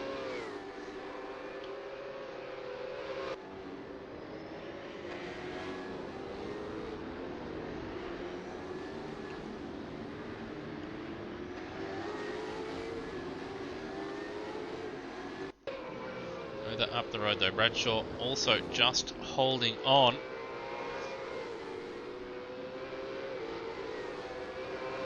Wide at the exit of turn 3. The Mustang will have the slipstream, but not quite close enough to get a move done into turn 3. They're actually losing time now to Hall. It's 4 seconds down the road. It's only a couple laps ago that Bradshaw was right on the back of the ZB Commodore. Slight mistake out of turn 3, getting a little bit sideways on the exit. And the Super Cheap car putting his car on the inside. They're going to go side by side through turn number 4. They're going to go side by side through turn number 5. Bradshaw's going to try and hold it around the outside. And he will hold it around the outside as the Super Cheap car just took a little bit too much curb. Unsettled the rear. Bradshaw holds on for now, but it looks like it's only a matter of time before he ends up dropping this position.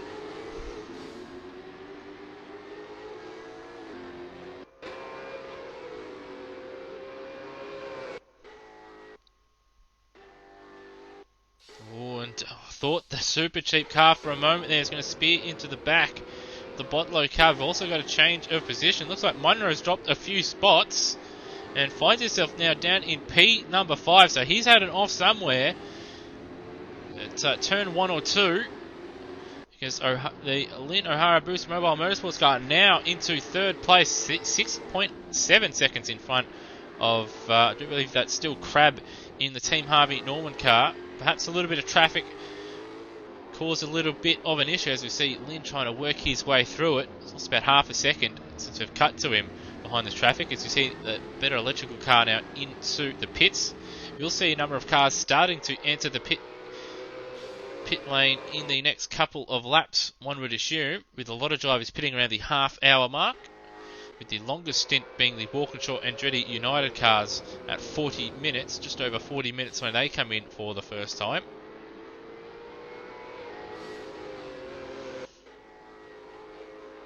So gap between Crab and Lynn down to 6.1 seconds now, but at the same time, Crab in a bit of clear air at the moment. But he's going to have to go and clear all that traffic that Lynn had just gone through. We've got our race leaders now into the pits. Now, this is a fairly short stint. So we did see them out on Super Softs in the first stint, supposedly.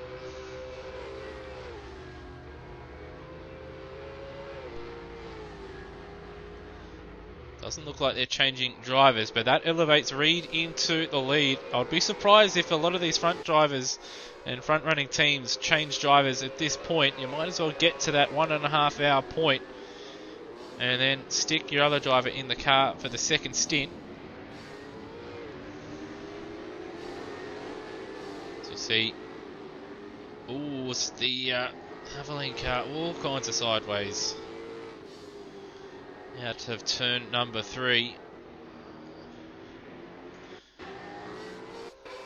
As that further down the field, Thornton moves his way ahead of the Bradshaw Botlow car as they enter the pits.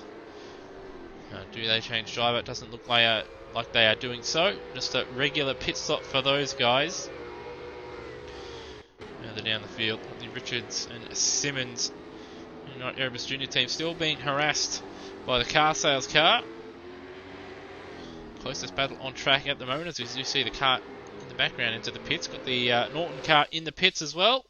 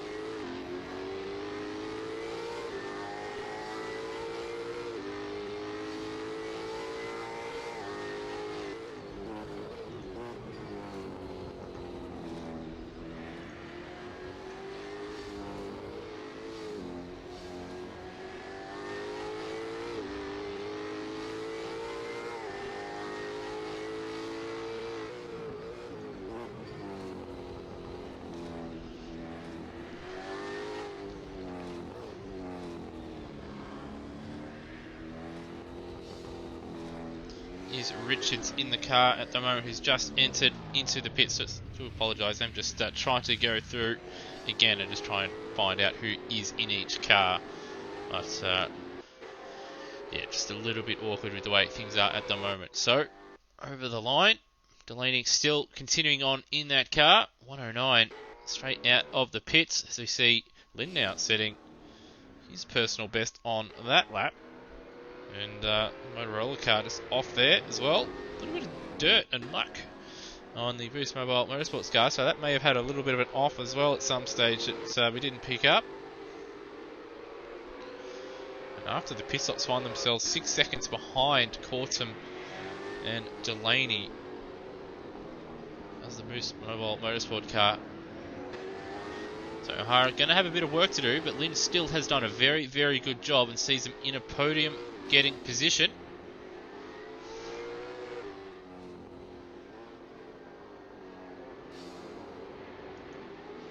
And now also got the DJR Team Penske car into the pits as well. Further down the field, Thompson and Scott.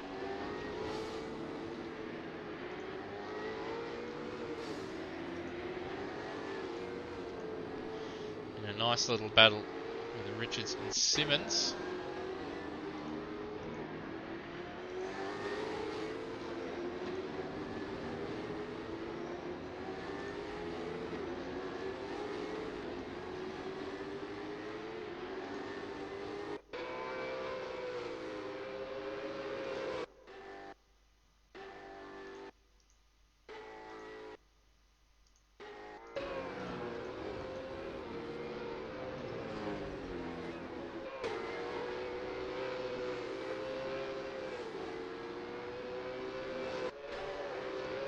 I believe it's Scott driving the car. Again, I do apologise, just trying to go through everything at the moment. Looks like Simmons has made a little bit of a mistake, dropped a couple of seconds off. We've also got our race leaders now into the pits.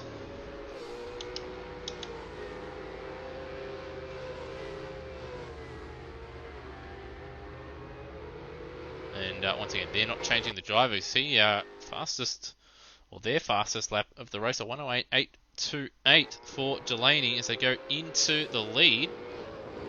They're actually going to have quite a sizable gap. So it looks like they short-filled on that last pit stop.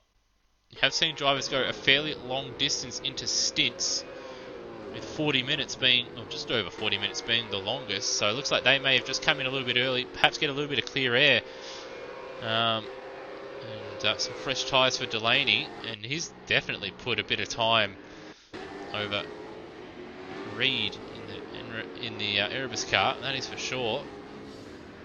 Because before the pit stops, the gap was about 8 to 9 seconds. It's now grown out to 14.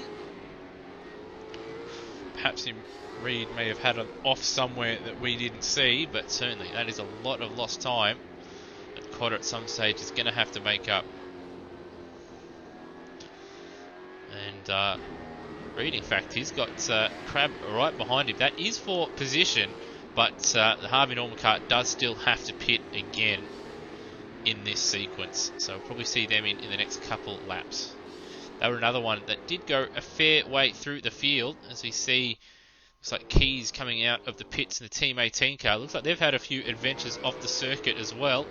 Their car being just a little bit dirty, as the Kmart car tries to unlap itself and keep itself going.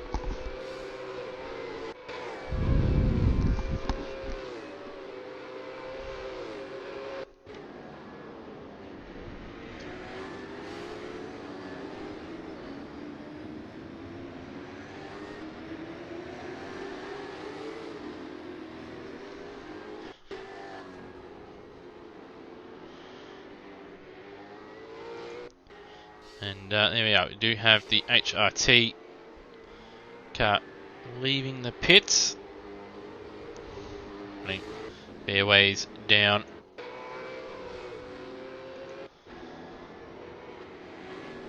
So we'll stick with this little battle. Currently closest battle on track, albeit pit stop difference between them.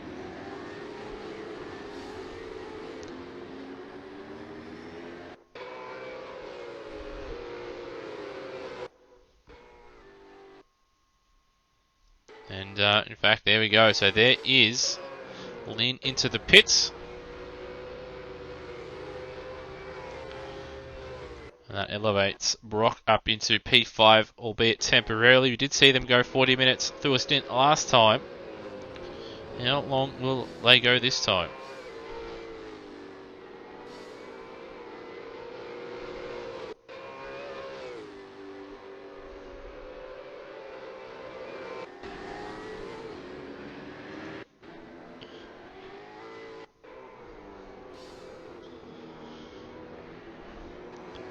They've got Ferguson and Webster duking it out. Webster getting to position in the end. That Carsales car was a lot cleaner the last time I saw it. So it looks like they've had an adventure or two since we last saw them. Out on the grass somewhere. And they've just dropped down now to 14th place. Webster of GX Falcon moving up into 13th.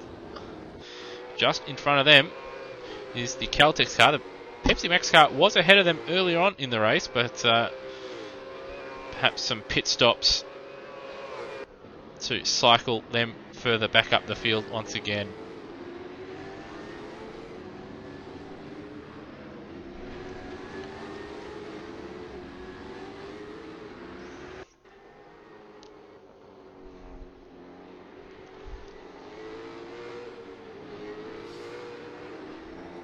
And this is for position. Webster wanting to get by as soon as possible. And we've got Lynn O'Hara still in the pits at the moment. They've just gotten away now. So a fairly long pit stop for those guys.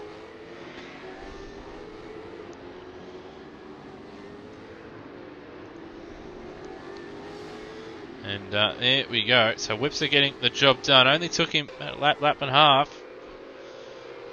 Did cost him a bit of time though. 1:11.4 compared to a 13.3. So it's a bit quicker than those guys around him. And he's looking to get a jiggle on and get down the road. Although he's got 23 seconds to the Red Bull Holden Racing Team car with Dominiak behind the wheel.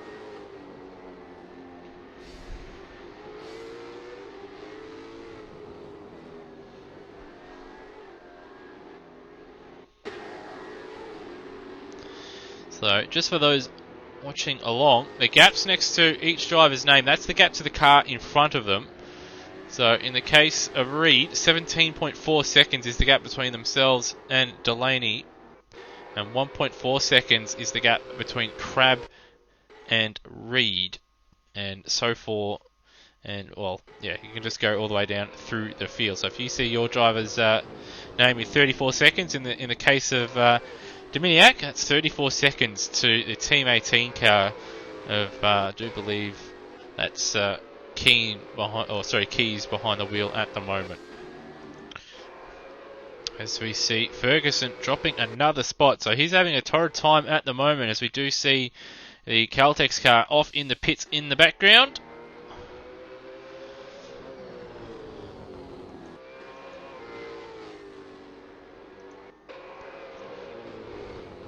So as you can see at the moment, there's not too many battles really taking place. Still a number of pit stops as well to take place.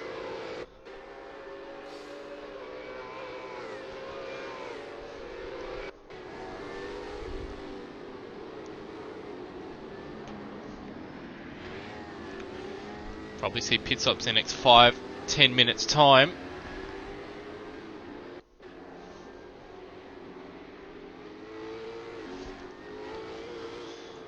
See, Ball Control and Andretti United looking okay. If they can go another 40 minutes in each stint, it'll certainly save them a lot of time throughout the race in pit stop time.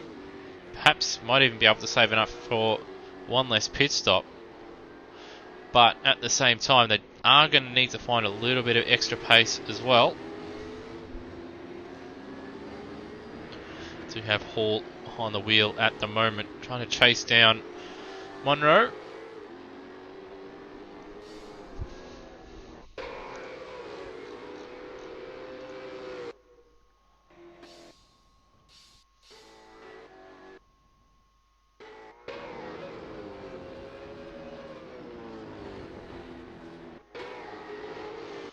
Oh, as we see one of the HRT cars off in the background there, just recovering on the pit straight.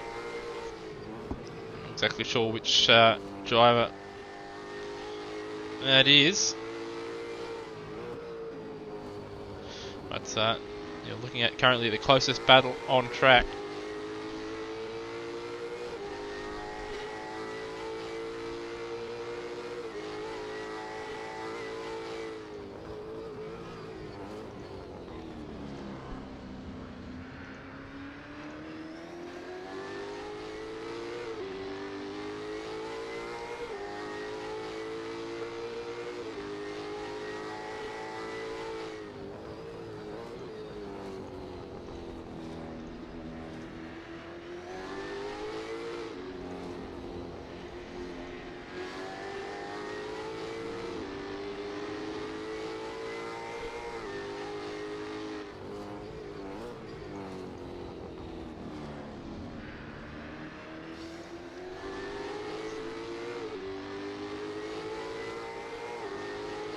There we go. There is a driver change for the Rabble Club team, and that's a little bit short of what they'd want.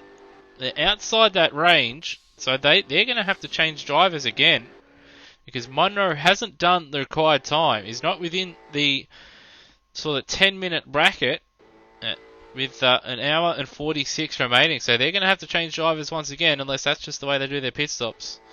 I'm not too sure. It's very, very confusing the way the driver stops do work and some of the pit stops in AC. But if that is indeed a driver change, they're going to be about 7 minutes short and going to have to change drivers once again.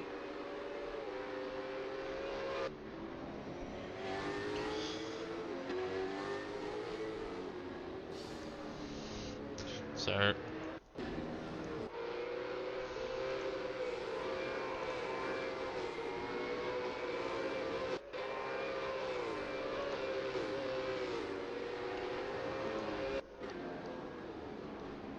possibly louder in the car, I'm not too sure just yet. They've emerged just out in front of the Team 18 car,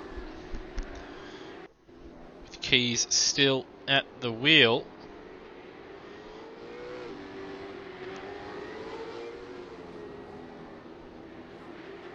In fact, there's louder, or the Ramble Club car off the road at turn number 5 there, or turn 4 I should say.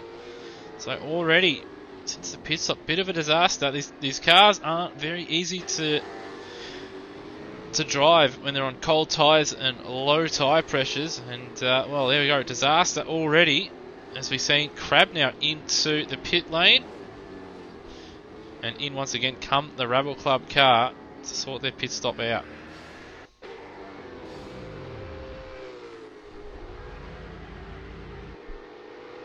And Crab getting out of the car, hour 44 remaining.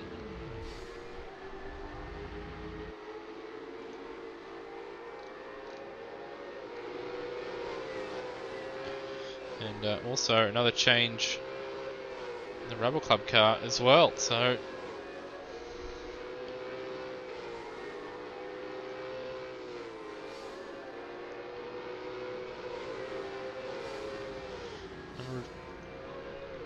number of issues now starting to play at the Rabble Club team. Another change. And Payne now into the car for Team Harvey Norman. An hour and 44 minutes remaining.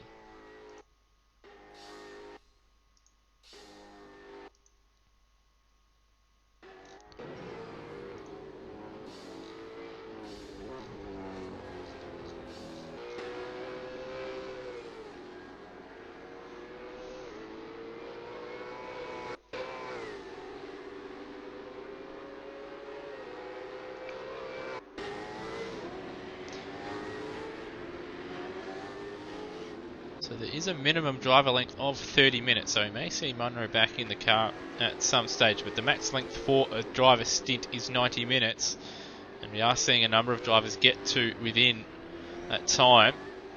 A number of the front running teams have yet to change driver,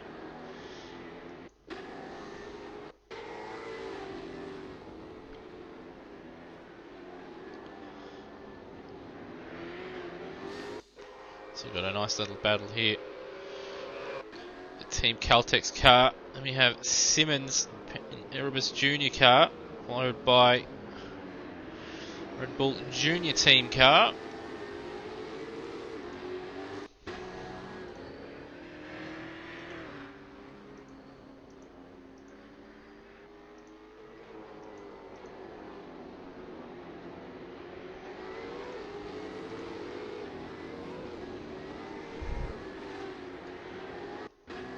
I do believe McLaughlin is in that Red Bull car, though we can't confirm that.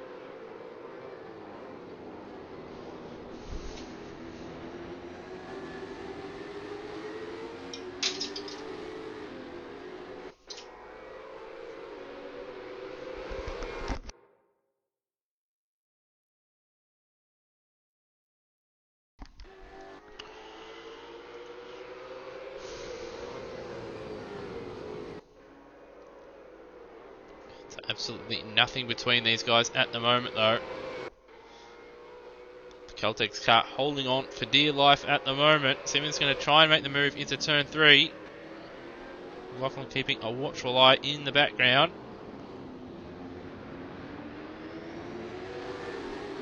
And Simmons getting the job done. Moves up into P15.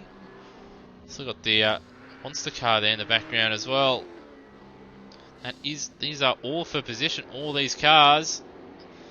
And McLaughlin having to do a little bit of checking up there, almost running into the back, the Caltex car. And I think that's Gutterson still in the monster car as well, almost running into the back of McLaughlin as well. Just having a look up the inside at the final corner. They will go side by side. As we see, looks like Ferguson in the pits as well in the Nissan, and they're changing driver in that one. As McLaughlin holds on for now onto P16. Gutterson running wide. And that's going to allow the Norton up a spot there. Hasn't been a good run for the Monster Energy Racing team this season. Haven't had the greatest run. Last season they did fairly well, but this season they just haven't quite had the pace or the consistency. And well, they haven't had a good start to the Enduro campaign as well. Currently battling down there for 16th place to see Red Bull versus Caltex at the moment, coming out of turn 3. Lachlan on the outside, not really favoured to get the job done there at turn 4. It's best bet now to try and set up a move into the final corner. Not quite close enough. Did see a number of pit stops ahead. It's very, very late on the race, almost into the back of the Caltex Falcon, as we see Gutterson now into the pits. And they haven't changed driver in that car, so they've just got into that window. They can change driver and not have to change again. So that's what they're going to probably try and do now. Change driver. Probably going to need to save a little bit of fuel as well throughout the stints. And bring it home once again.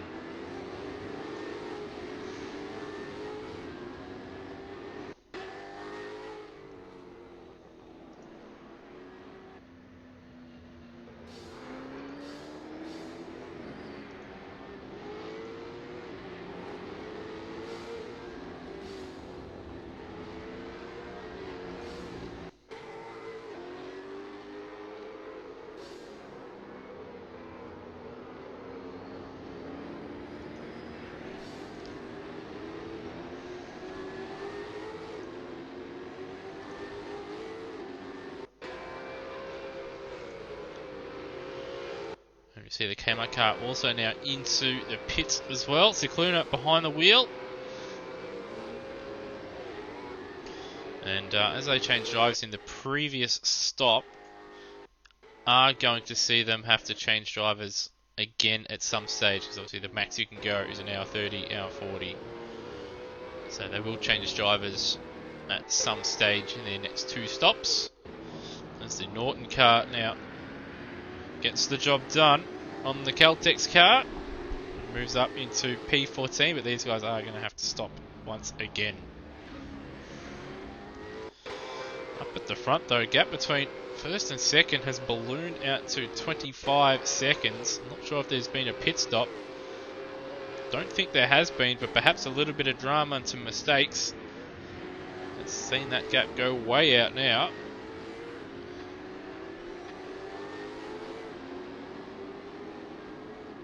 And all that traffic in front of Reed is not going to help his cause at all.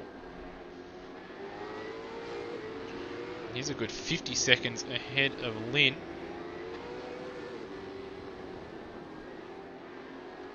I think it's Lynn.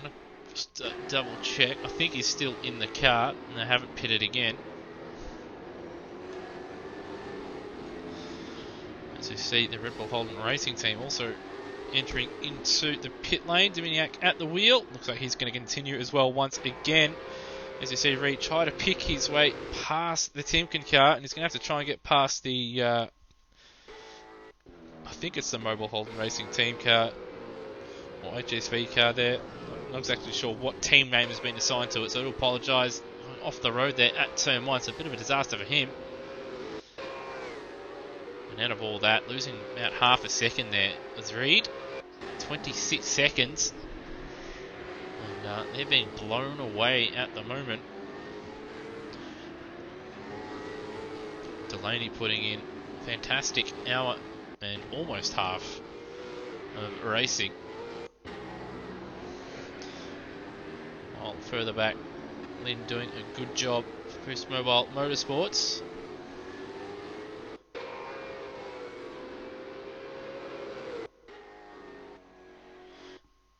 So just been through a bit of traffic. Going to come up to some more. And as you can see, he's definitely been on an adventure or two since we last seen him. Car a lot dirtier than what we last saw. Further back though, we got Ches and Thornton sending some 109s. Thornton setting a personal best. So the two Mustangs going to be coming to blows in a moment. Right out sideways goes Ches. I do believe he's still in that car. And the rear left isn't going to like that all too much, and that's just further encouragement for Thornton right behind him in P7.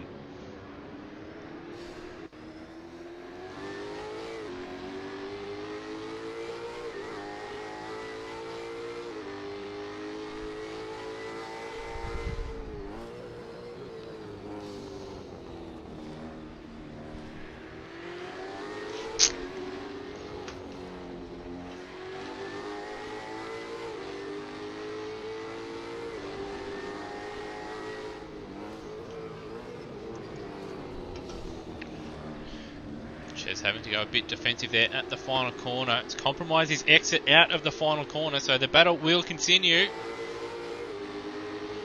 Sort of wandering towards the middle of the road. We've got cars leaving the pits as well. Sanchez doing all he can to hold on to P6 for now. Thornton trying to set up a good exit out of turn 2. Doesn't have the greatest of exit, but still close enough to make him a dive bomb if he wants to. Much better under brakes. Ches, a lot more circumspect, able to pull it up, unlike Thornton in the background, who overcooks it, and that'll give Ches a little bit of breathing room for a couple laps. As Thornton goes off the road.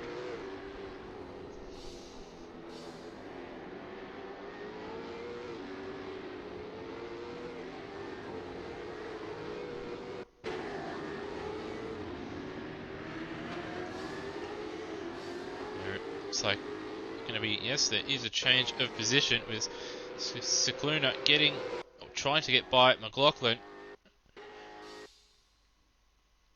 Was ahead for a moment, but couldn't quite hold on. Didn't quite have the ideal run coming out of the final corner, so at the moment has to settle for 17th, but going to try and get a move done into turn 3.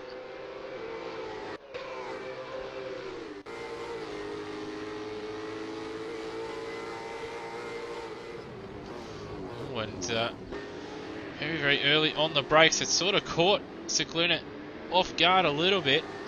Locked up somehow didn't end up spearing off the road. He's actually had an okay exit coming out of turn 3. And the battle will continue. Nothing much between them. Secluna getting the job done just though, and up into P16. But McLaughlin can't rest too much though.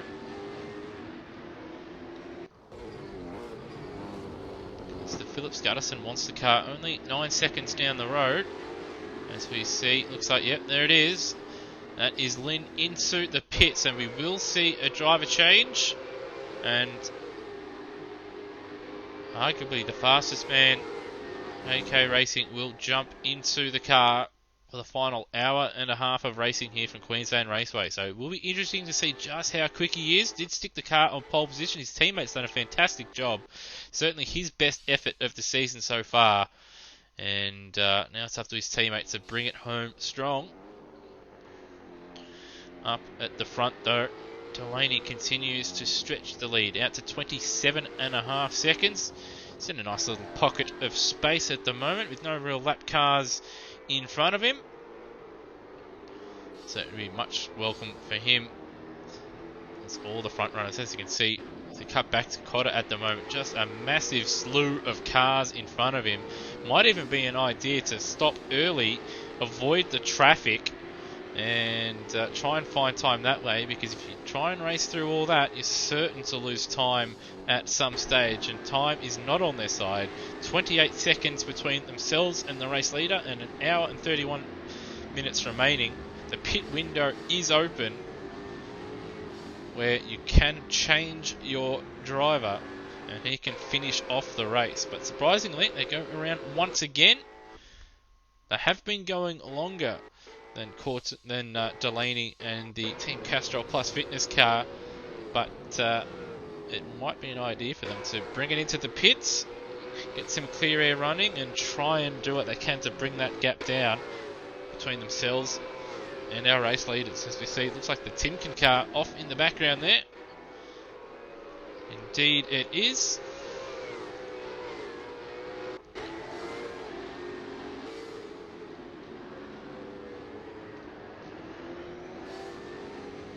Just trying to find out who's driving the car, was told.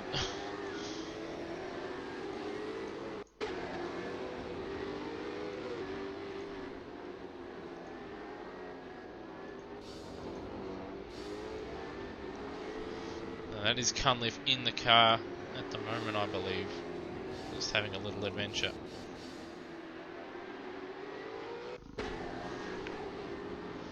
We've also got Duro in the pits, Bodlow Racing. A number of cars in the pits, and yes, indeed, Penrite Erebus in the pits. And they certainly will be changing drivers.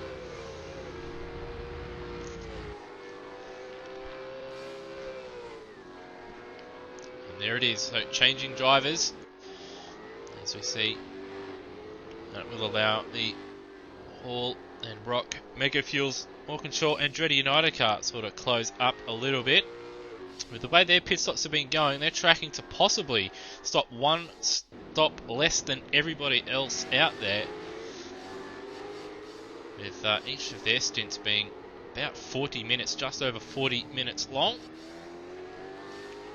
So they're looking good for a solid result, but they will need to find a little bit of time.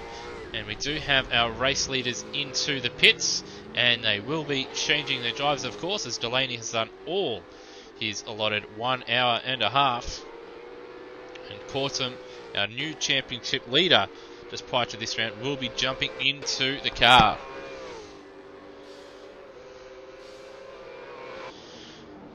And as we see here, Penrite Erebus car 3.7 seconds in the front of the Walkinshaw Andretti United car, and that probably is about effective position as well.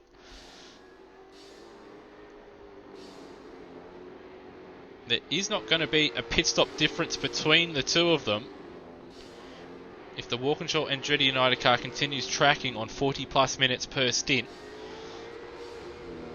It's all going to be about race pace though.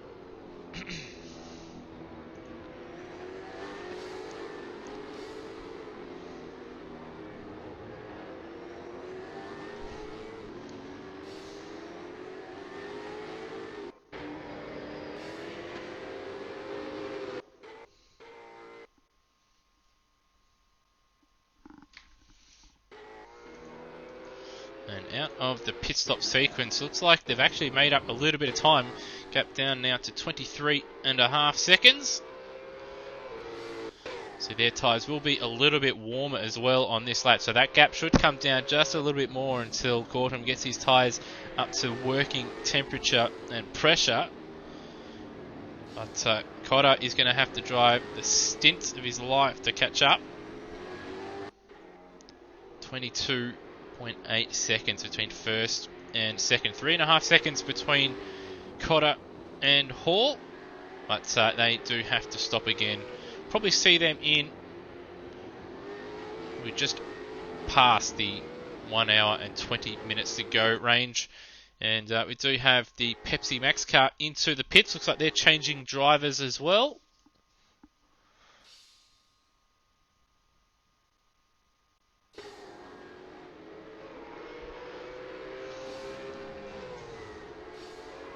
And the Norton car also into the pit lane. It's cycling through at the moment. In the background there of O'Hara. I haven't tracked his lap times to see how it's been going, but it looks like that's the Cotter car off in the background. I'll just zoom out, and indeed it is. So he's going to have to get a wriggle on if he doesn't want to get himself lapped by the second place runner.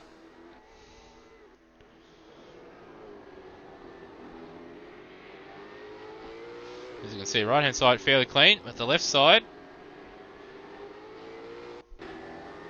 in a bit of strife.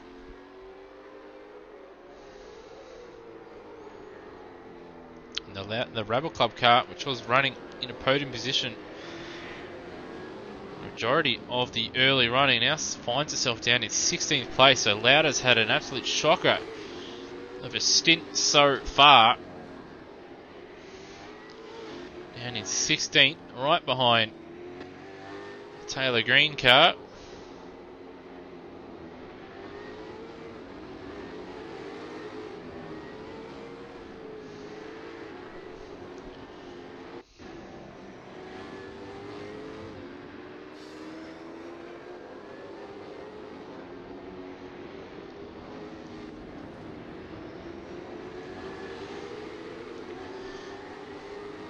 At the same time getting lapped as well, which is a bit awkward. That said, Taylor Green car into the pits. Scott McLaughlin also into the pits, and they will be changing.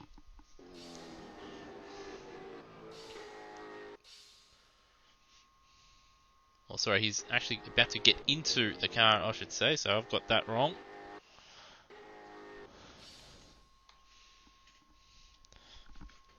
Gap at the front is actually coming down a little bit.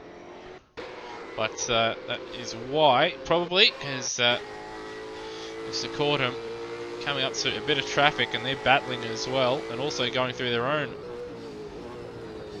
lap traffic. As he fights his way past the Timken car, now he's got to sort out the Norton car as well. Looks like a better electrical as well, just down the road. So that's all the traffic he's going to have to sort through.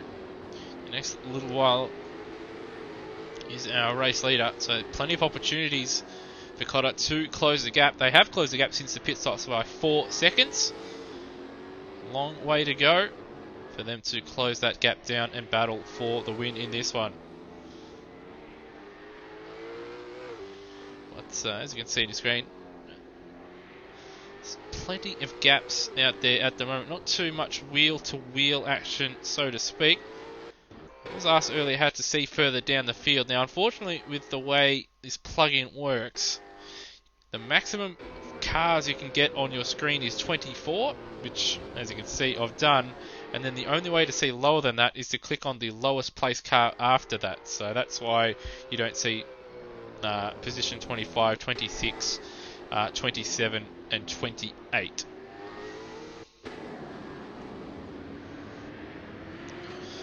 So as you can see, down to 27, Rodriguez, the final place runner in the field. And yeah, unfortunately not too many battles going on at the moment.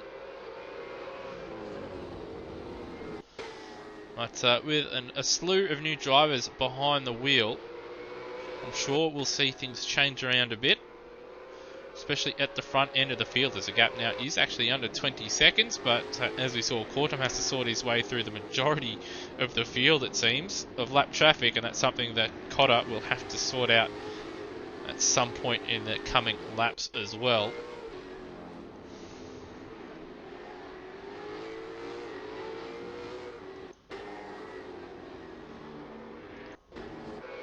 Also, we will need to see the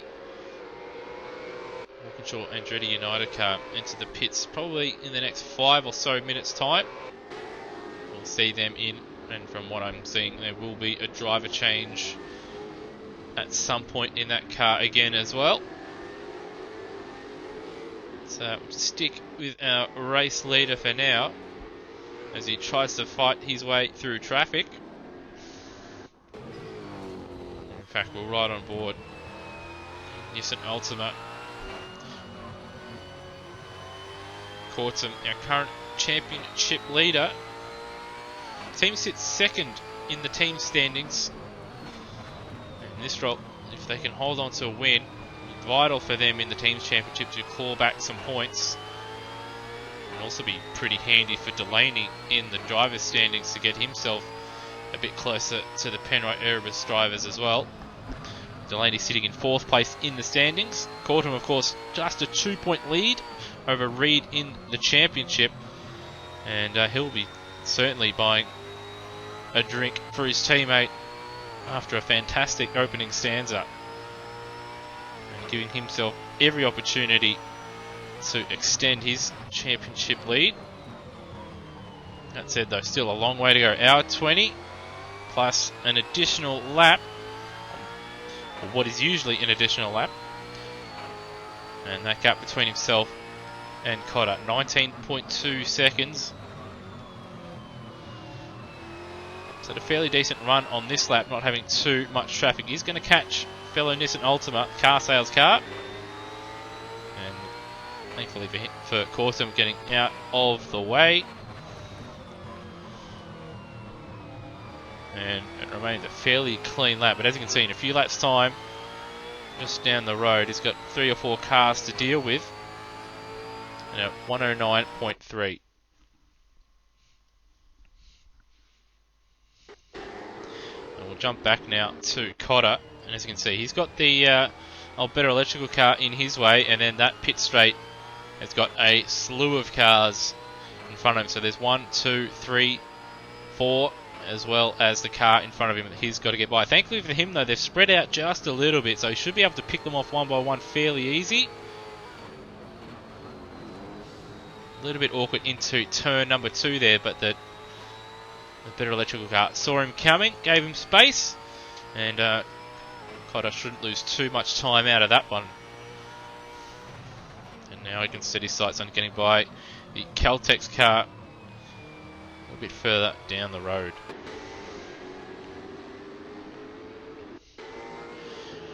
So also having a look at the timing as well. Looks like I've had Lauder finally pick up his pace. He's starting to close in on, I do believe it is Honor in the car at the moment. They did escape the game and come back, but I'm not exactly 100% sure if it is Honor or Webster in the car. But for now, I do think it is Honor,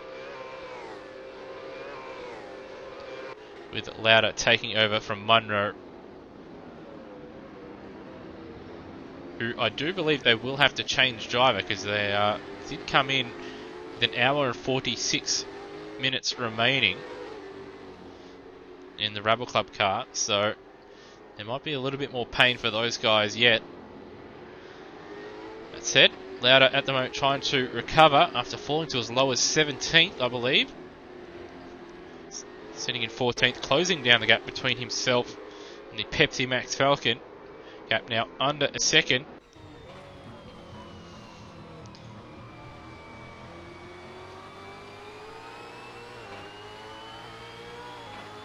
And as you can see in your mirror, the blue, in fact, he's letting him go. That's not for That is for position, but obviously just wanting to let him go. I don't know if he realised that, but there you go.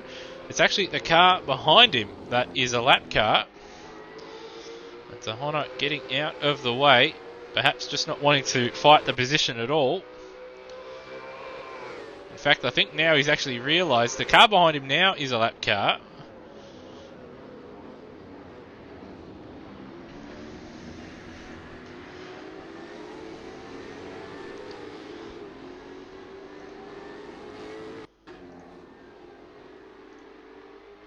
I do believe there may have been a change of driver in the Team 18 car. I do believe Keane is in the car. I'm not as 100% sure, but it's probably going at the timing will be.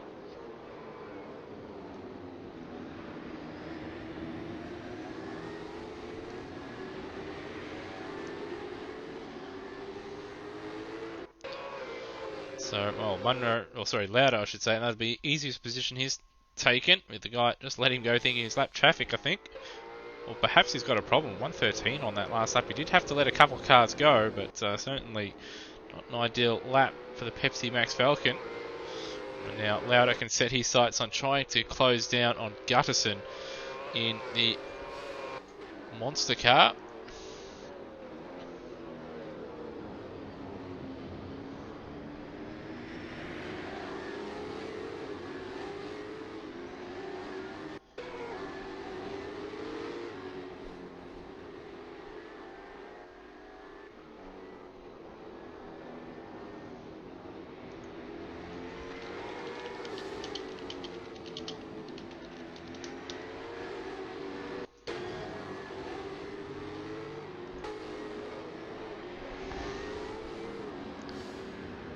And there it. Speaking of the monster car, it is into the pits.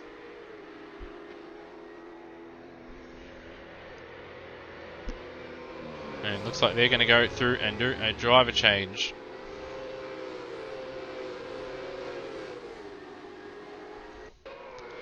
That will elevate the Rabble Club car. They've got a fair way to go to catch up to the Kmart car with Cicluna still at the wheel.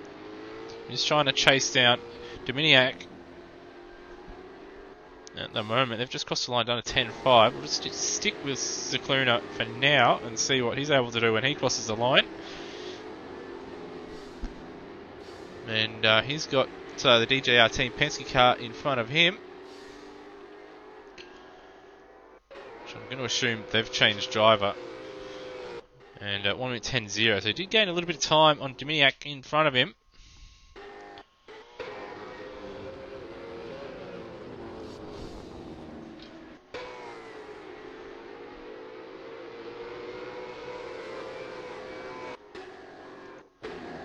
Also got Ferguson car sales car under a bit of pressure once again from the Nissan Hornet car.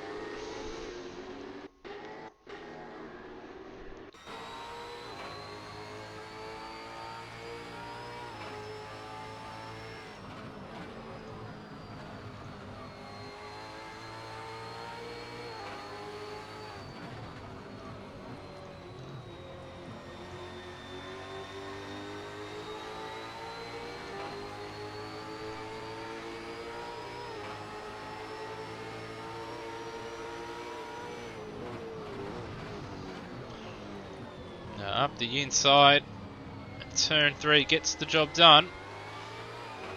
So the Hornet, I should say, getting the job done over the car sales car. Further down the field, looks like a little bit of a battle forming now between the Timken car and the Auto Art car.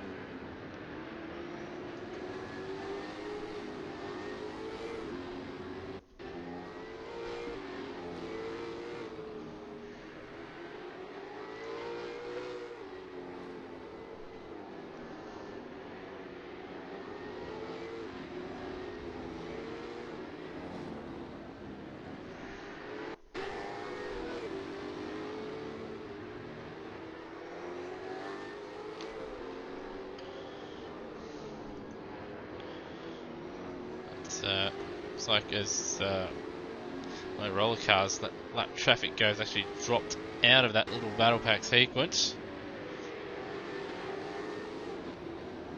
It's still sort of trying to figure out some gaps at the moment. Now O'Hara still just staying in front and on the lead lap compared to Cotter.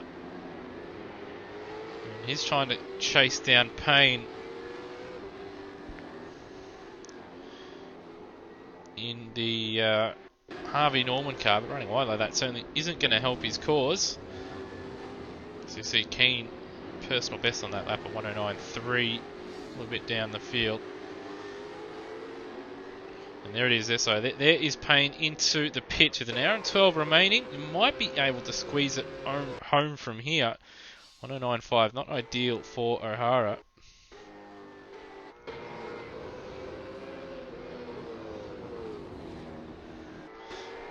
And lap traffic there, not going to help him too much at all. Getting out of the way, just caught it at an awkward point there, did O'Hara. That's the nature of endurance racing. Sometimes you just come across lap cars at the wrong point of the circuit, and it does cost you a little bit of time.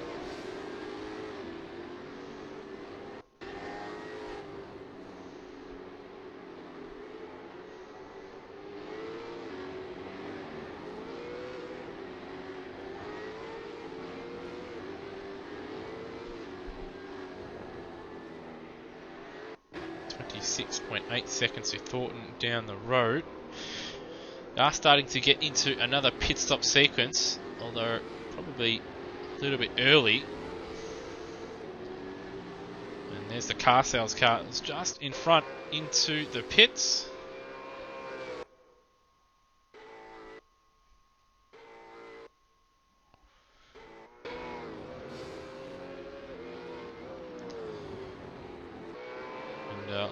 Just looking at the chat there, looks like this car has actually had a drive-through penalty as well that it serves, so that'll be why this car is as far back as what it is. So I would have thought it would have been a little bit higher after all the pit stop shaken out, but a drive-through penalty explains a lot.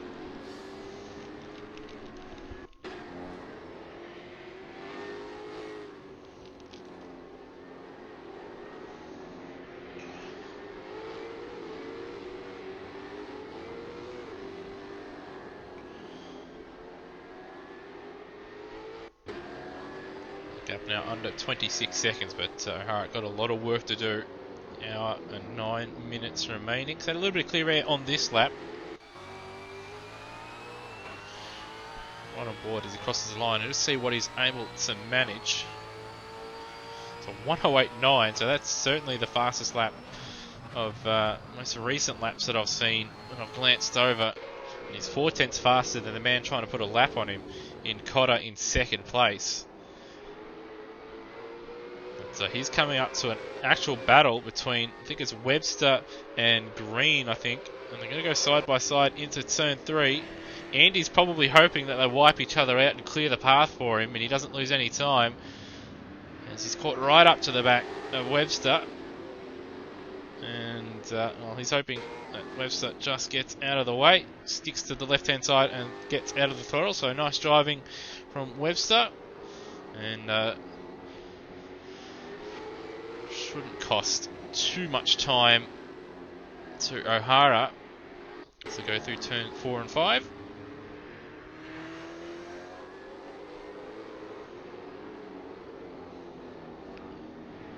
And the Hornet getting out of the way too. And in fact, it's actually gained a little bit of time on the Thornton car down the road as well. Gap 24 seconds. Still a 109.4 despite that traffic for O'Hara. And best case scenario for O'Hara is third place at this stage, but he's going to need to find 40 seconds. So he's going to have to be about a second a lap average faster than Hall and Brock in the Walkinshaw Andretti United car. It's a fair challenge. He'll need a little bit of luck or a safety car. But if anybody could do it, it's certainly him. fact, it'd be more than that, I should say. Mixing up my gaps, it's 23 seconds to Thornton, and then Thornton's 30 seconds to Hall, so it's more 54 seconds that he's going to need in that time. So it's going to be a little bit. It's going to need to be a little bit faster than that. So unlikely to probably get a podium back, but you never know in endurance racing. A little bit of luck here and there. He could see himself staring down a podium, but he will need some luck to close that gap down. 1:09.0 once again, fastest man on the circuit on that last lap. And another couple tenths faster than Cotter, who's just down the road trying to put a lap on him. And again, half a second faster than the Walkinshaw and Andretti United car as well. And further down the field, once again the monster car and the car sales car duking it out for the illustrious 16th position with 1 hour and 6 remaining.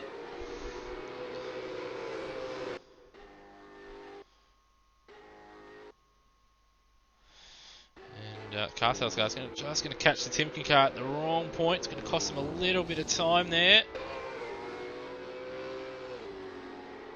It's exactly what... trying to think who's in that car at the moment.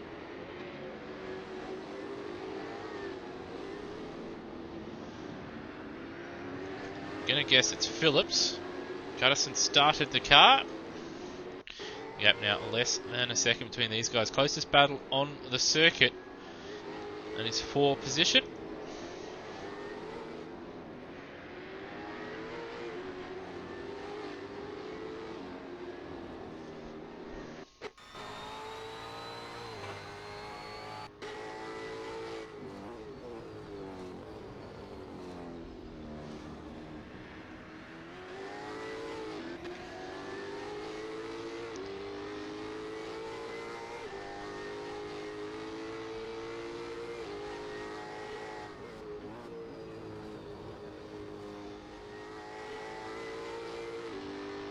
Half a second separating these two cars at the moment. A little bit of a wide turn. He's going to miss that apex. It's the car sales car. Didn't lose too much time out of it though.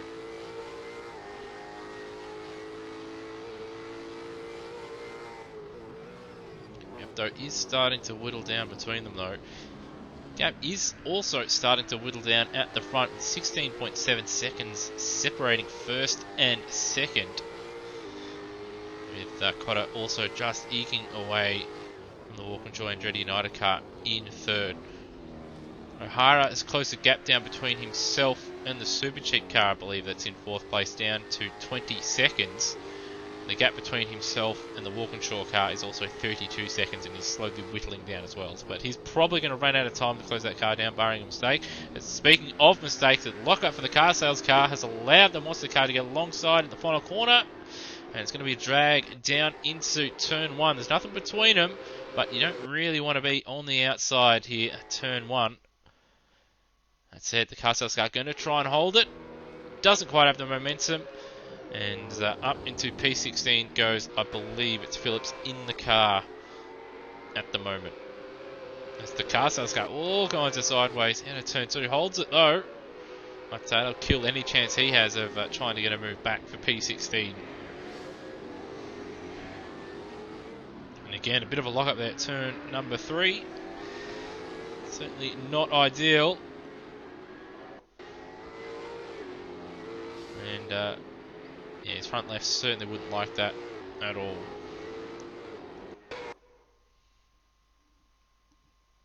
So just trying to go through the rest of the field. Might as well just stick with this battle for now, because whether it's Munro or Ferguson in the car, I'm not particularly sure at this stage, but they're not letting, I believe it's Phillips in the car, get away at the moment. So we see one of the Castrol VF Commodores in the pits.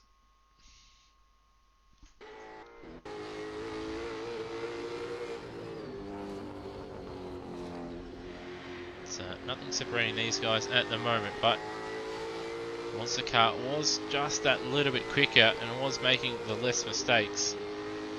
That's what allowed them to close in and eventually get by.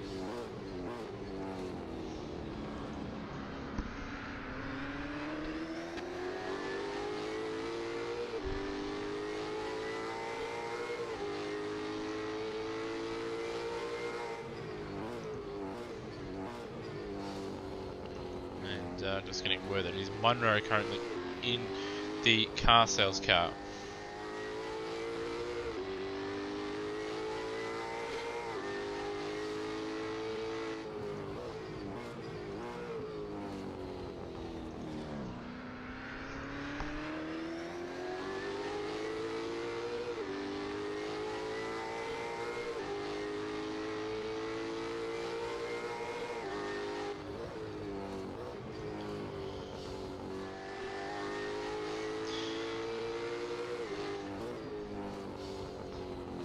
And we've got a few pit stops happening at the just shy of the 1 hour mark. So we've got our race leaders in the pits.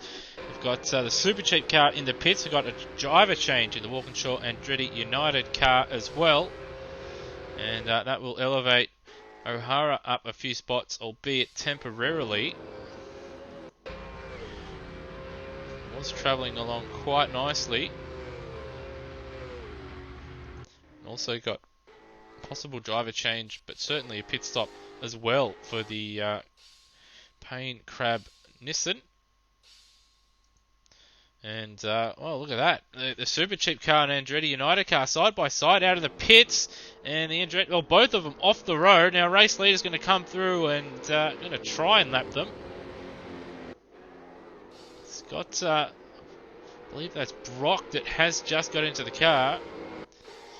And now the Super Cheap car getting in the way, but you won't want to slow down too much and allow the car that he's racing to get by. As the Red Bull Holden Racing Team car tries to sort of unlap himself as well. It's very late on the brakes as Brock almost into the back of Thornton in the Super Cheap car.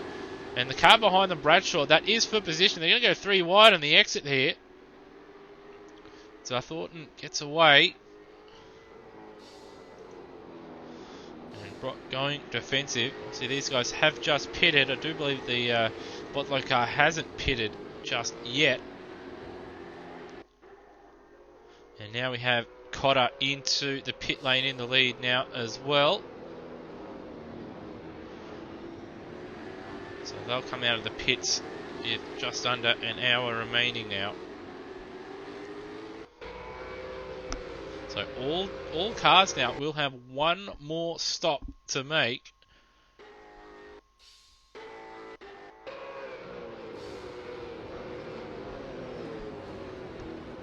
Absolutely nothing at the moment separating 4th, 5th and 6th.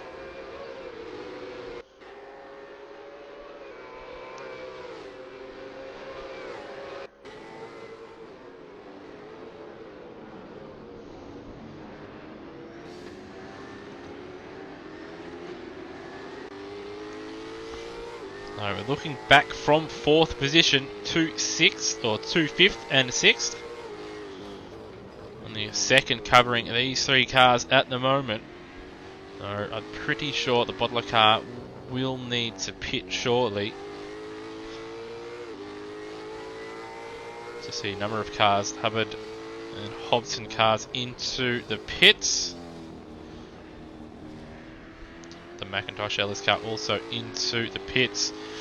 So the Super Cheap car just breaking away a little bit, and it's Brock now, the man under pressure, just into the car. So out of the frying pan into the fire for Brock. And it's got a Bodlow car looking to get by. Make up as much time as possible.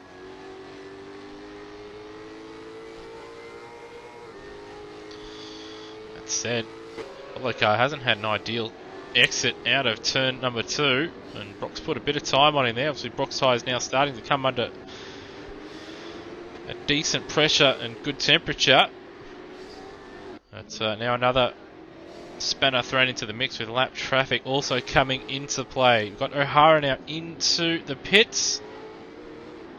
So They will not be changing driver for the remainder of this one. It will be interesting to see actually where he does come out. So there's the Team 18 car getting away. Got the Kmart car as well. And O'Hara getting away, so he's actually going to be quite close to this little battle pack. And he's going to find himself just in front of Thornton, so he's back into podium contention now. So the pit stop sequence and the driver changes working out ideally there for O'Hara. So he's back onto a podium position.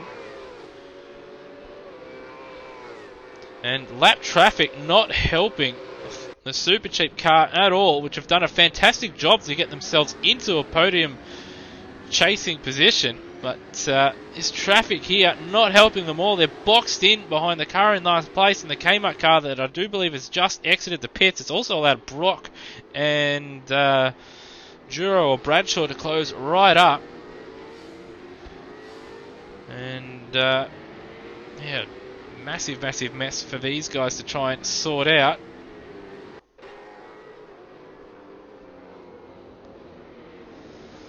So O'Hara now 59 seconds away from Reed and Cotter, so unlikely to catch them in the 56 minutes remaining, but you never know, there may be a big accident, there may be a safety car. If there is a safety car with O'Hara in the car, you cannot discount car number 23,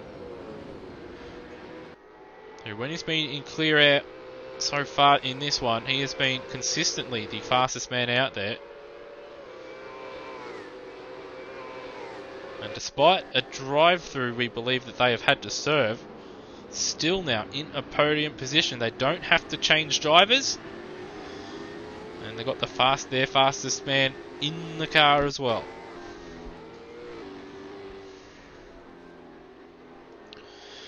That said though, he's going to need to try and find a way to get himself ahead of Cortum, who is a lap down to. So only the first two are on the lead lap at the moment. With 13 seconds separating the two, so not too much time separating first and second. The gap has come down since they changed drivers in both cars, with Reed starting the Penrite Erebus car and Delaney starting the Team Castrol Plus Fitness car. Cotter slowly chipped away at what was once a 25-second lead.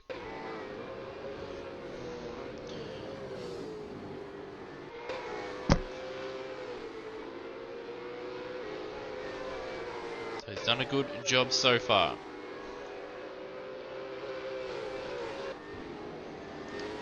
Got Runch and Dominiak in the Triple Eight car into the pits as the Penrite senior car laps the junior car. And looking to a lap, and does lap the Red Bull junior car as well. 12.7 seconds between first and second.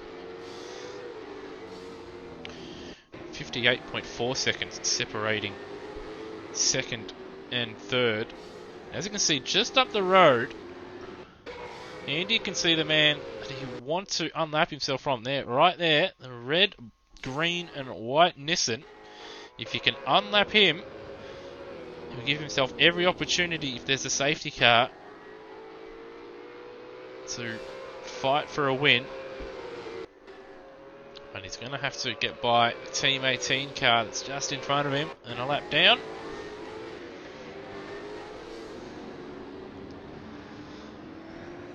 So not making it easy for him at the moment, that is for sure. Not sure if that's Keys or Keane at the wheel at the moment. Currently sitting in 8th place.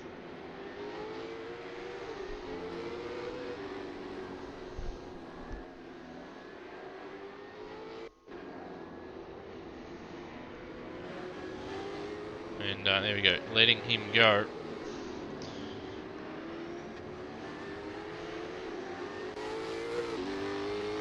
Doesn't look like he's actually lost too much time to Cortum either. 109.4, 109.1 despite being a little bit caught behind the Team 18 car there. Not too bad lap time for the Team 18 car either. A 10.1, but they had to slow down to let O'Hara go. So it would have been a 9 of some kind, probably a mid-9 at that.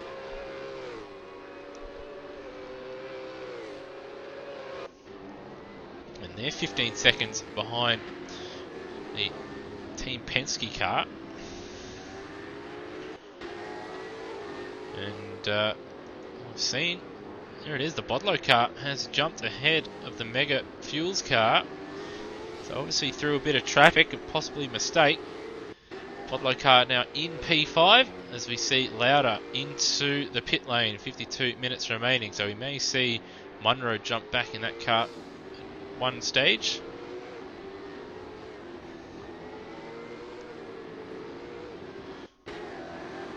Do have Crab back in the other Nissan down the field as well.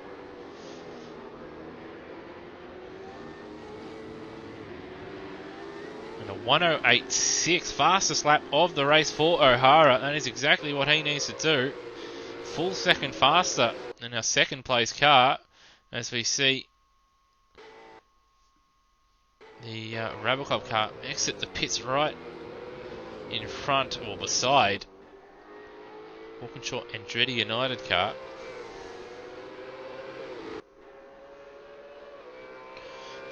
So still a decent battle for fourth. As you can see, Thornton or the Super Chief car just a couple seconds down the road from the Bodlow and the Walkinshaw cars, but nothing much separating them at all. All within half a straight. And that's going to make things a little bit awkward for Cotter, who's just cleared a little bit of lap traffic. As you can see right there in the background. And he's going to have to clear a little bit more with some battles there raging right in front of him.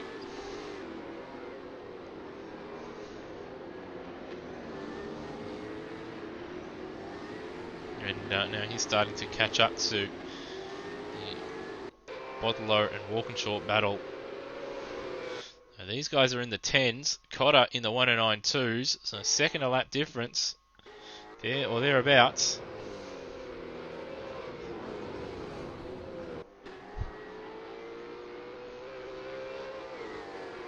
And Brock using all the road and a little bit extra to try and get a good run out of turn 3 and make a move before Cotter closes up onto the back of them.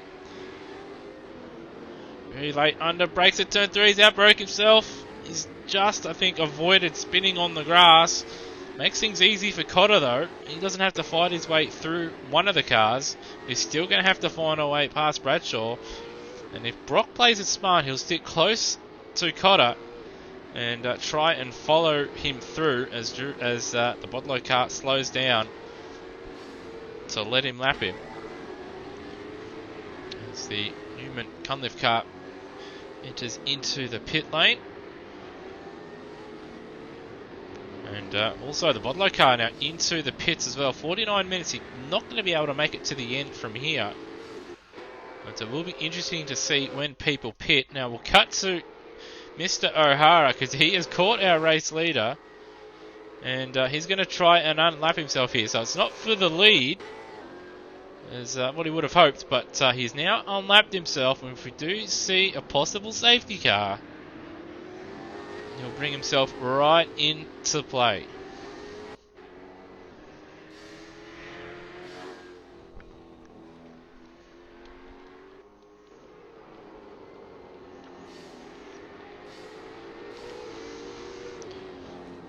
So a bit of a change of position down the field as well. The Rebel Club car and the Kmart car duking it out there.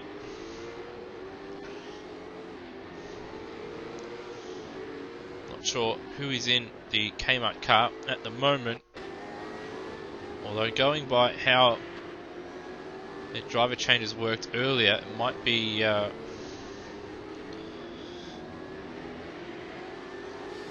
Hum, but I'm not exactly sure.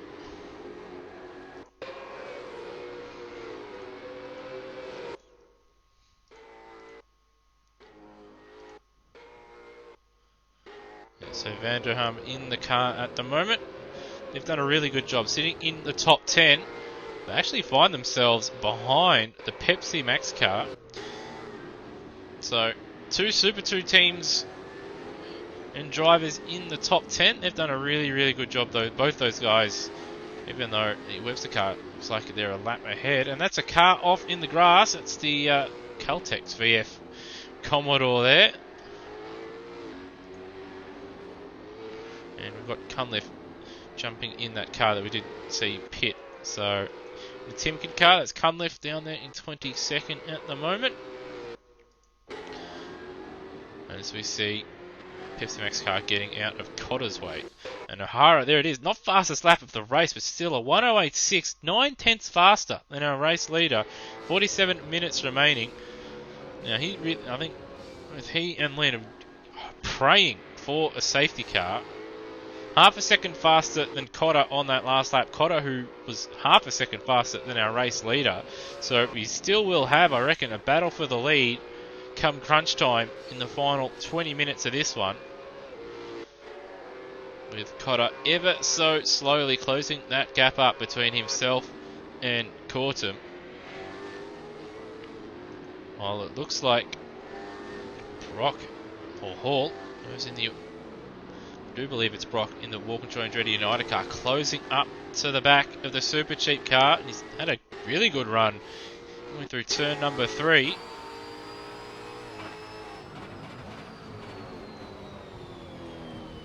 Also got Webster into the pits. Looks like they're changing driver as well in that car.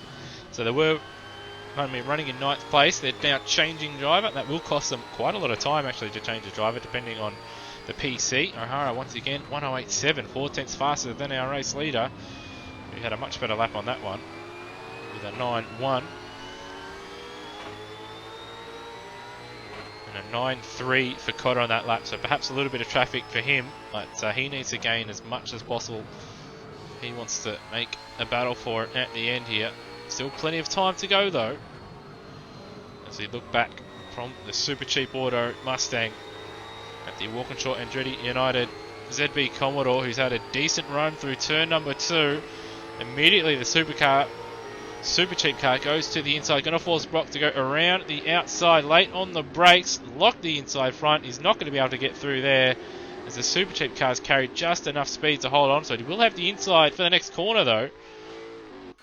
And he does have a little bit of an overlap as well, does Brock. So all he's got to do is pull it up, which he does. And that is Brock and Walkinshaw Andretti United now up into P4. But I don't think we'll see that Super Cheap car give it up too easy, as once again a 1:08.6 for O'Hara, 7/10 faster than Cortum, our race leader. As Brock out brakes himself a little bit in the final corner, does open up the exit for him, but he gets it all kinds of sideways, and all his hard work getting that move done into P4 is immediately undone, and he's going to have to make his way back past the Super Cheap car, so frustrating for him. But whoever's in that Super Cheap car will be having a chuckle to themselves, knowing that, well, they've got that back fairly easily in the end.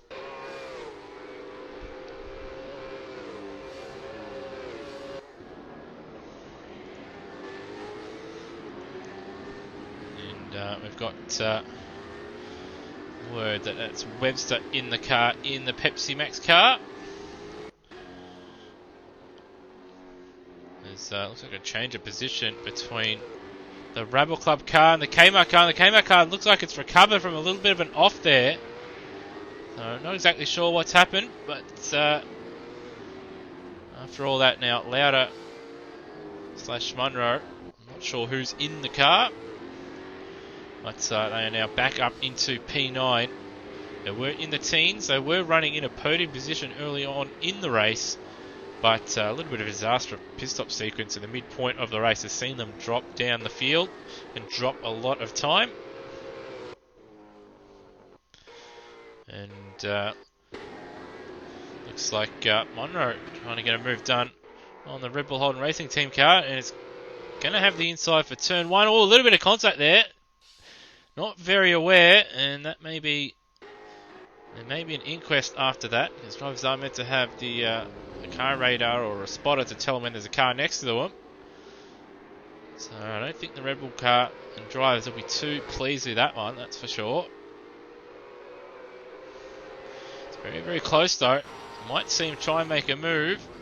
Late on the brakes. Leaves the space and the Red Bull car back ahead. They've actually got Phillips and I think it's Green behind him as well. All these cars on screen right there are for position. Munro holding on for now. It's battle for 11th. He's outbroke himself. He's going to lose 2 positions here. He might even lose 3.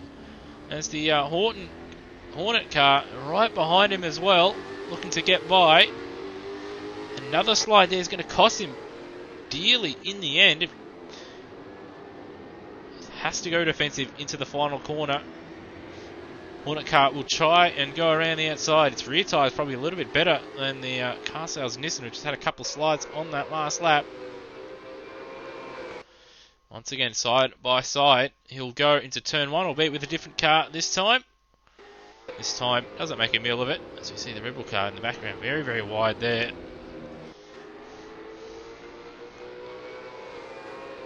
And it looks like a change of position in the background there. There's a Red Bull car off the road in the background again. And looks like that was Payne there. And that was for position as well.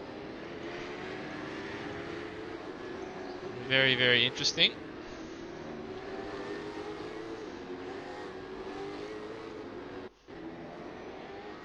The gap at the front has also come down under 10 seconds with 41 minutes remaining, so it's still coming down, albeit slowly,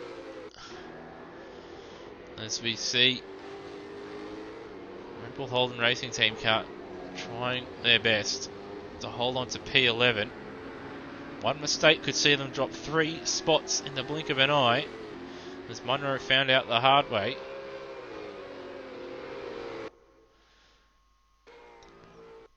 And in fact, the Kmart car in front of them, 112 on that last lap. Not a good lap from them. So they're only 11.5 seconds up the road from this battle as well. So they'll want to get a little bit of a move on and cut out those mistakes unless they want to find themselves outside the top 10.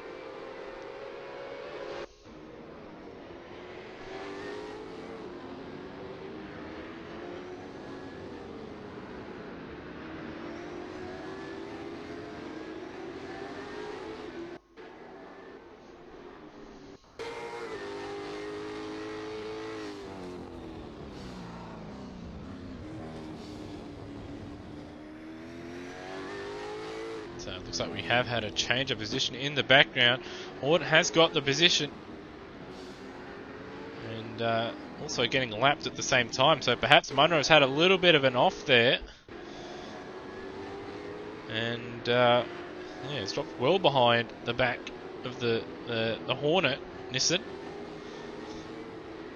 So it looks like he's had an adventure off-road, and again a little bit sideways out of the final corner. I don't think his rear tyres are in a good state at the moment, certainly not with the way he's driving. Perhaps a little bit overheated, and he's actually under a bit of pressure from the Red Bull Holden Racing Junior Team car in the background.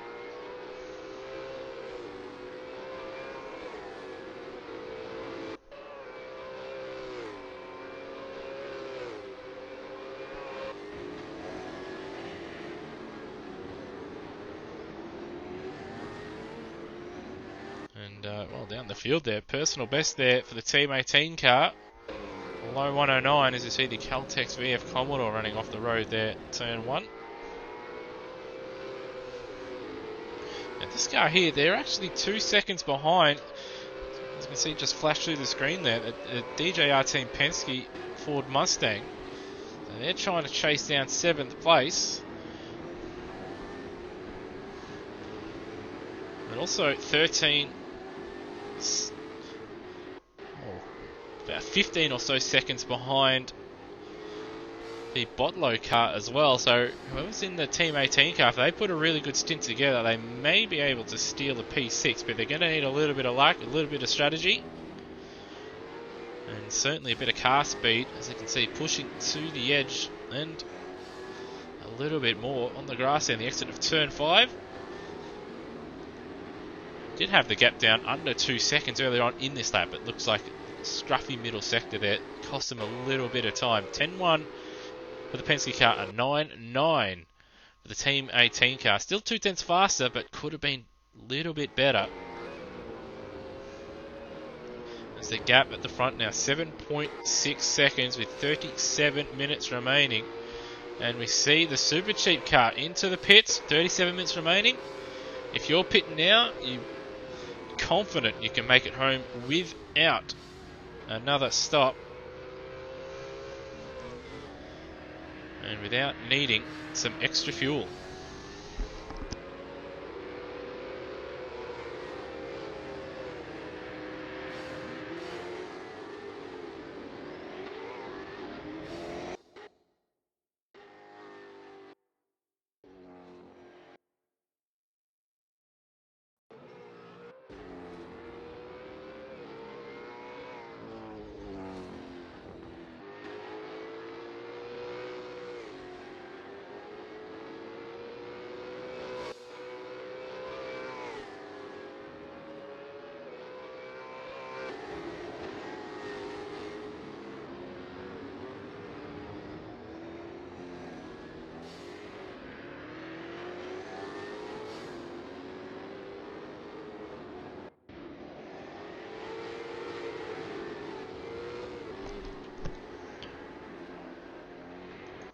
And it looks like it hasn't been a good lap and a half for the Penske car. Gap now between themselves and the Team 18 car. 1 second. May see a change of position soon. Team 18 car pushing hard out there.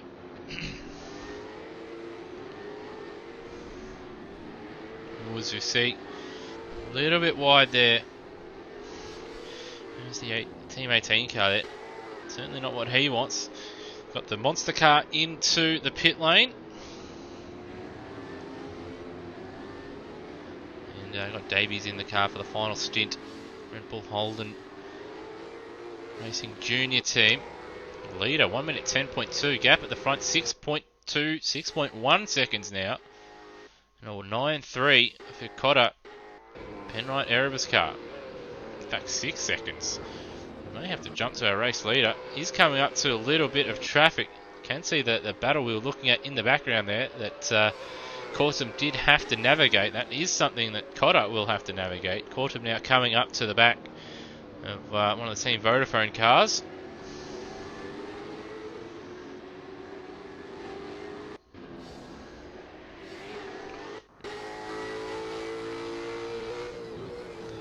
He'll be hoping it's out of the way. It sort of outbrakes himself a little bit, but sort of doesn't really let him go.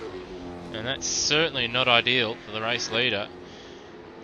That said though, Cotter still going to have to work his way past that battle that's raging in front of him. As well as that car that our race leader's just passed, Zahara. Once again, a 108.8. It's flying out there, but he's just going to run out of time.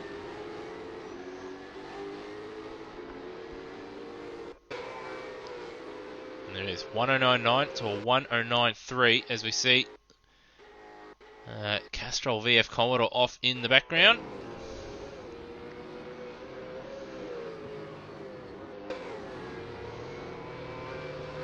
And we've got a car off. That's the Vodafone car.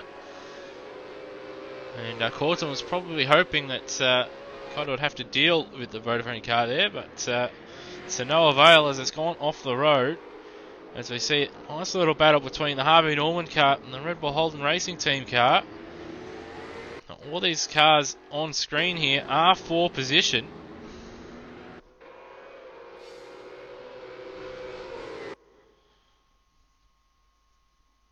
But, and there it is, there's the Kmart car into the pit lane as well. They're getting their final stop done and dusted. Another 108 for the Bruce Mobile Motorsport car. 109.6 for Cortum. 109.3 for Cotter. So the gap constantly coming down by a couple tenths per lap. 5.1 seconds the gap. Now we do believe that Team Castrol Plus Fitness did run on super softs early in the race. I don't know if Corton's running on those tyres, but if he is, perhaps we're seeing those tyres just starting to wear out and go through a bad phase, and he'll be hoping that once he changes tyres, he can stabilise the gap between himself and Cotter in behind.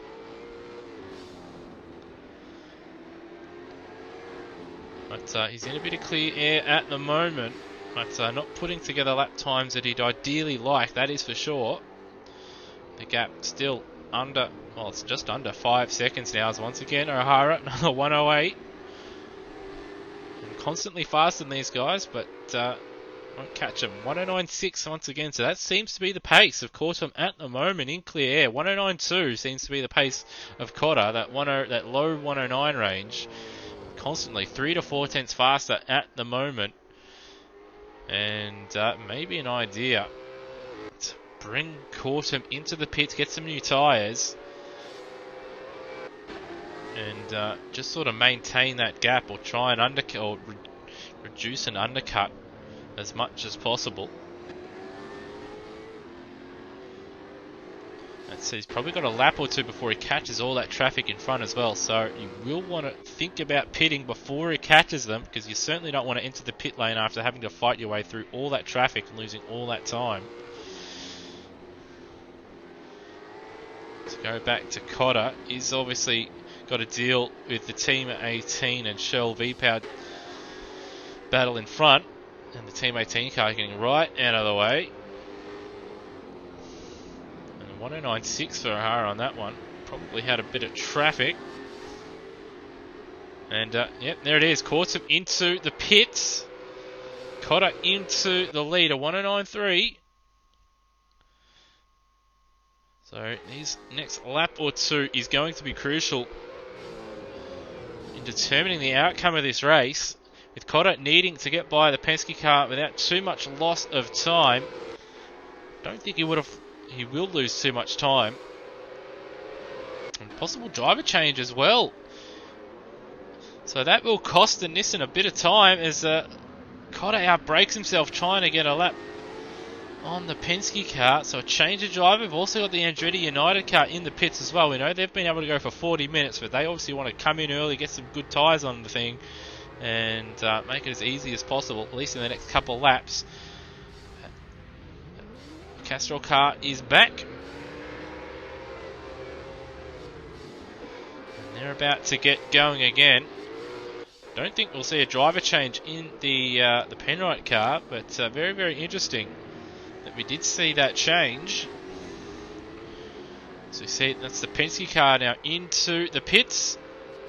109.8 for Cotter, so not his ideal pace, certainly, about half a second slower than what he's been in clear air at the last couple of laps, but it is absolutely crucial that the Castrol car was in clear air, and it is not. Got a couple cars in front that he needs to clear. So the Mobile Holden Racing Team car needs to get out of his way ASAP, which looks like it's doing. There we go. Probably should have just lifted instead of braking, would have saved him a little bit more time. He's got to get by the Botolo car as soon as possible as well, once he catches it. Probably advantage Penrite Erebus at the moment. I'm not sure if they'll change driver. I don't think they will. But yeah, that driver change there. Wanted to get that done and dusted, as Cortum didn't seem to be the most comfortable of the two, and we did see how quick that Delaney was in the early stages. We've got O'Hara into the pits as well. He's getting his pit stop done and dusted, and that will put him a lap down, at least compared to Reed and Cotter. Another thing of note, though, will be a shorter pit stop for the Reed Cotter car, because they're going a little bit longer in this one. So they don't have to put in as much fuel in this final stop to get home. Alright, that is absolutely vital. Also got a fairly close battle with 4th place still undecided. 6.5 seconds between 4th and 5th. 4 seconds between 5th and 6th. And then 3.9 seconds. Oh, sorry, 8.5 seconds between 6th and 7th as well. So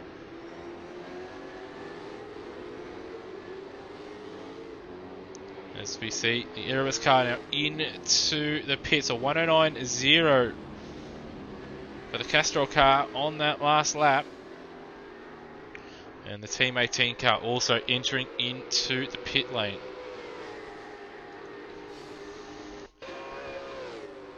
So where will the Castrol car emerge? Or the Penrite car, I should say, emerge in this pit stop sequence. I will imagine it'll be in the lead, as they're not going to be changing driver. Yep, there we go. They're going to have quite a handy lead, actually. So changing drivers has hurt Team Castrol quite badly in the end there. There's about half a lap difference between the two. That said, there's a bit of traffic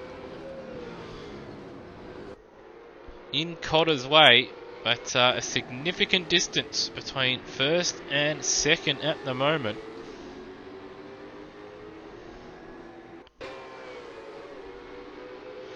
So we'll still have to see how all the gaps play out.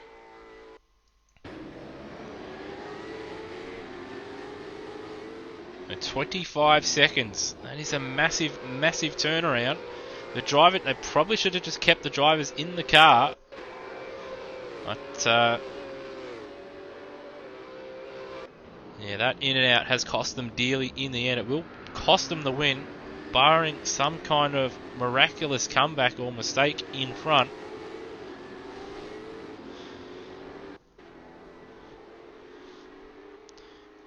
Means that there's a smaller gap between obviously 3rd and 2nd, but pace wise, I don't think O'Hara will be able to close the gap down.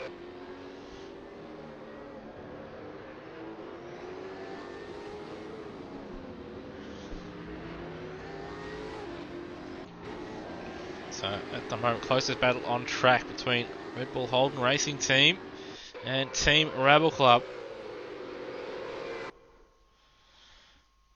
Also got 2nd place guy right behind there. Delaney, I believe, is in the car.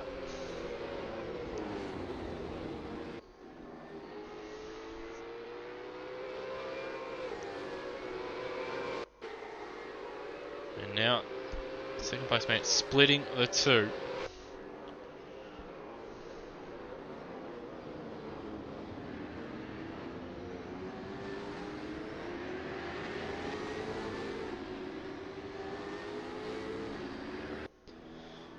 And out of all that, as we see a fastest lap from Lynn, Rubber Club car taking advantage of the being lapped there, was able to sneak into 9th place. But it's not going to mean much because there's a lap between themselves and the Penske car. Penske car 6 seconds behind Team 18, so the pit stop sequence has worked out well for Team 18 in the end. Further down the field, got the Kmart car and the Norton Hornet car also battling out once again. They've been fairly close together and had a couple of battles throughout the evening.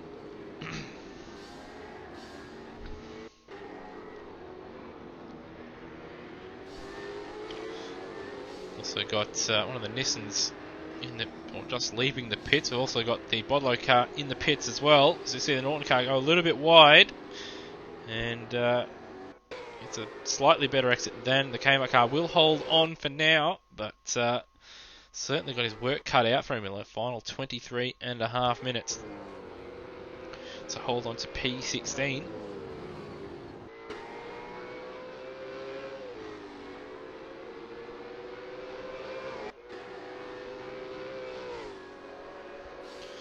Immediately straight to the inside of the road. Very, very defensive. And he's He's outbroke himself a little bit. Kmart car going to try and get him on the switchback. It's not going to work. At least not initially. Again, it's an ultimate going defensive into turn number 4. Again, that just allows the Kmart car just to close in under braking and try and set up a move later on in the lap. Sometimes it's worth just sticking to the racing line, forcing the other car to make a move and outbrake themselves, than just to go defensive at every part of the track. This is just going to cost him time and give the Kmart car just more opportunities. That said, he's holding on, but at the moment, just.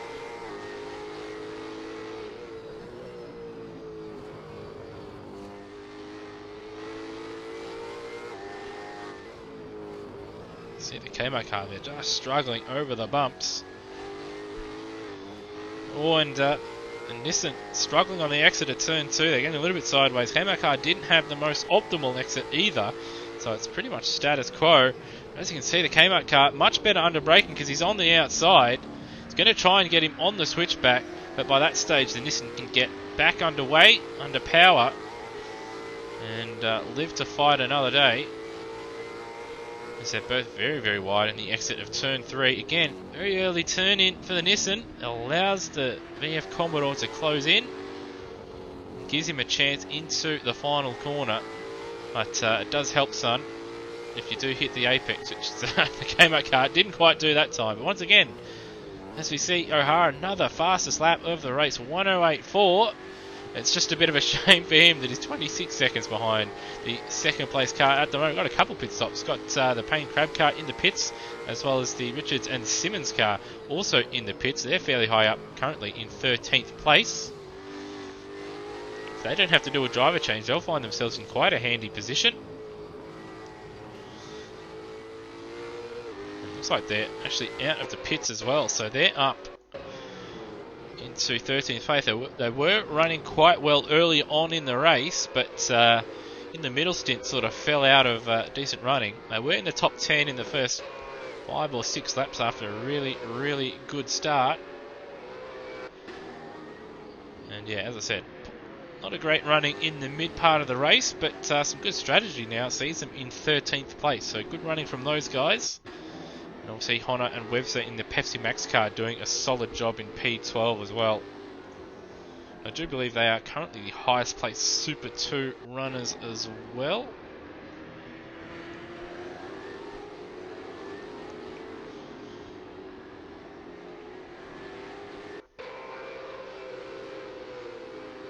Let's go back to this battle for P16 at the moment.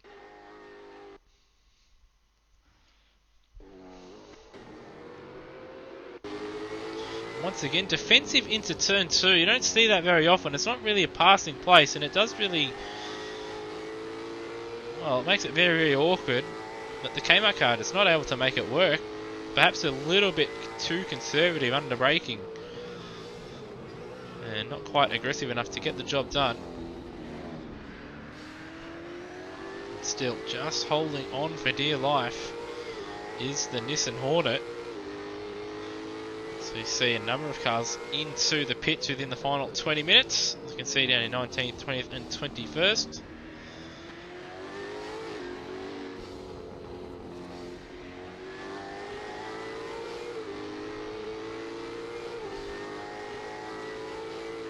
Also got to change of position further down the field as well. Oh, sorry, a little bit further up the field here. With Payne and Crab duking with fellow Nissan, Munro and Ferguson. In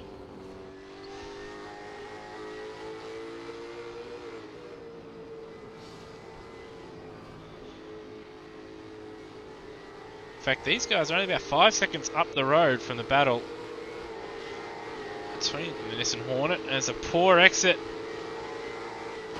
from the Team Harvey Norman car, which had been running in the top 10 in the early portion of the race, is now overtaken by the car sales car into turn number 3.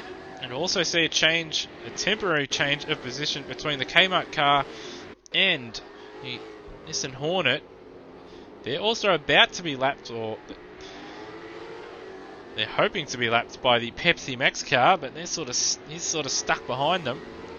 Also got our race leader as well. It looks like coming through to lap the lot of them as well in the background.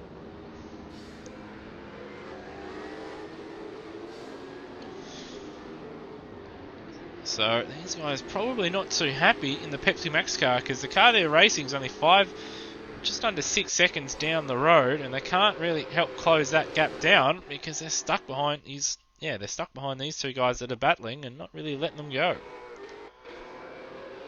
Obviously, we do know with AC and the way that what happens when you leave and join the server, it does muck around with blue flags and what position you're in. But still, I'd be quite frustrated at the moment, as they want to get by and try and get into P11.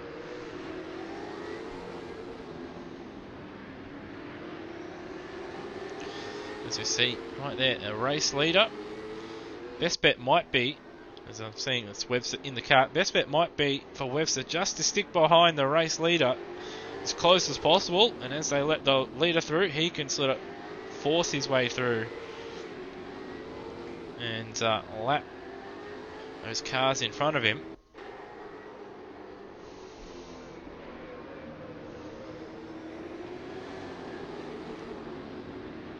And the Kmart car lets the leader go by without too much fuss, and then the Nissan car lets the leader go by. Now, the tough job is for this Falcon to get by and put a lap on those guys.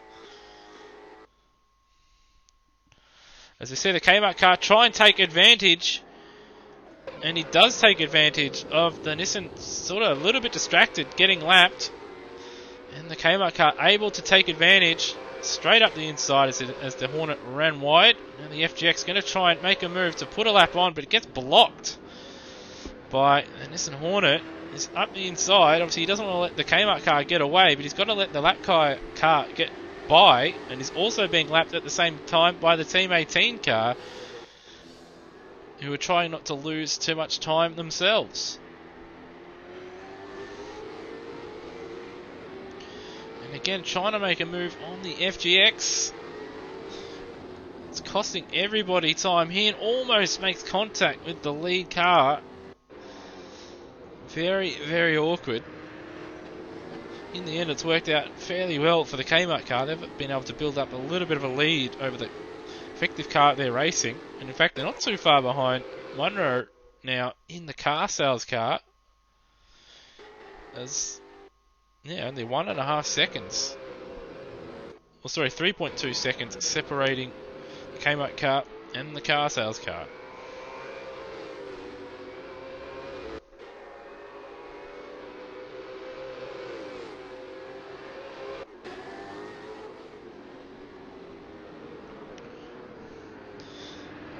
After letting the leader go, it might lose a little bit of time. Did it fairly well. It's only lost a few tenths, but certainly Kmart car starting to close in.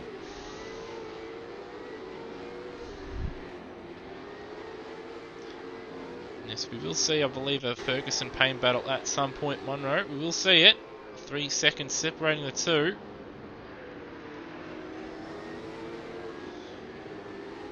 It was under 3 seconds, but it looks like the Kmart car had to let the Team 18 car go by and has cost them a little bit of time. Further ahead, though, got a battle for 4th place. So the Walkinshaw Andretti United car has closed the gap to the Super Cheap car and is right there to pick up best of the rest here.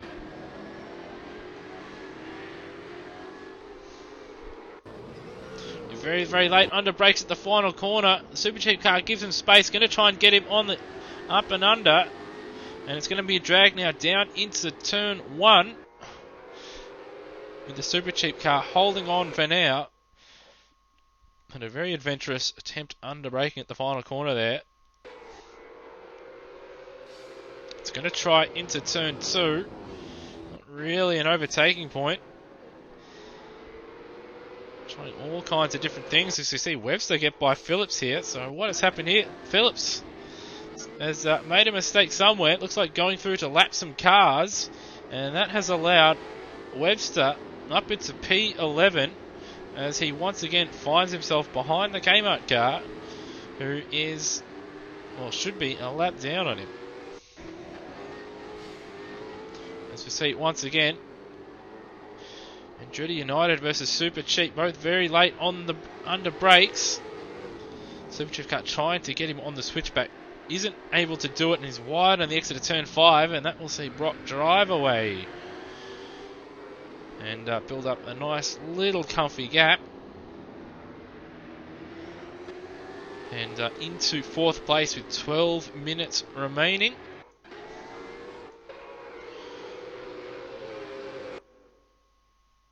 And they've got the Rebel Club car right behind them. That car's in P9. I'm not sure who's in it. We've got the Triple Eight car into the pits. A very late pit stop with 12 minutes remaining. And it is for tyres or fuel or both. A bit of a shame for those guys, but there you go. Now, they're battling. Oh, they will be battling Webster. They've just been dropped. Out they go. And as you can see, that's Webster now coming out of the final corner. So that's another little battle we might see towards the back end. The final couple of minutes, as once again we see the Caltex VF Commodore off the road at turn 1. So there's the Red Bull car. And there is the Pepsi Max car.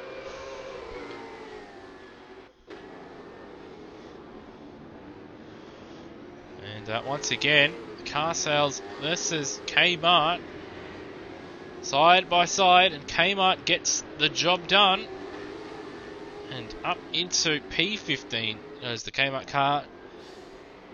And down a spot goes the car sales car.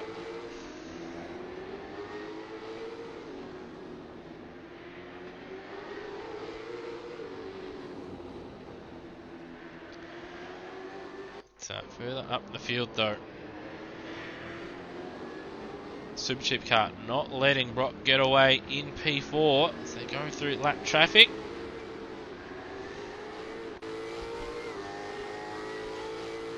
A nice couple battles still to be sorted in the final 10 minutes here.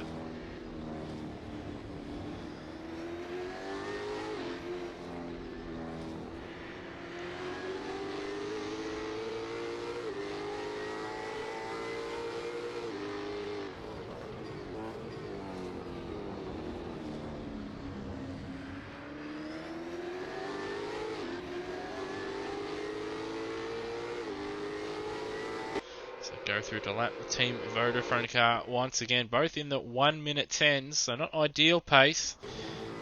There's the Super Cheap car a little bit wide there, didn't hit turn 1 the way you want to, and over the bumps again at turn 2, going to cost him a little bit of time. The Vodafone car's almost going to slide into the back of the Super Cheap car, not ideal, but thankfully no contact and able to keep it on the road. As we see Brock once again lock up into turn 3.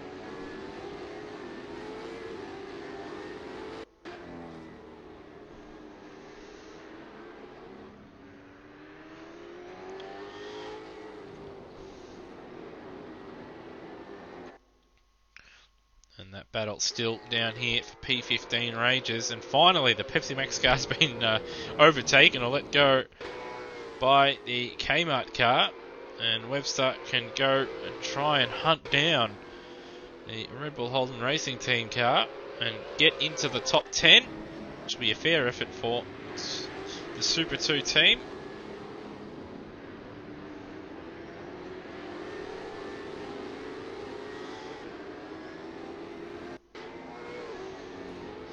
At the same time, Kmart car 9 seconds adrift of the Team Harvey Norman car down the road as well. So if they did put together a really strong finish and have a little bit of luck, they might be able to make a little push for P14. But they will need a little bit of luck for that to happen. But you never know.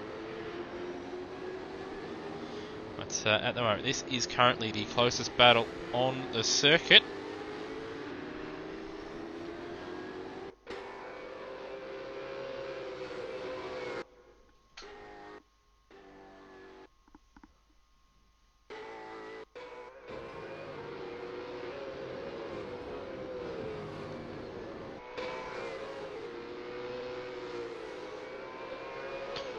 looks like a little bit of a mistake for the car. So I was in the car in the background there at turn 2. A little bit sideways, I think.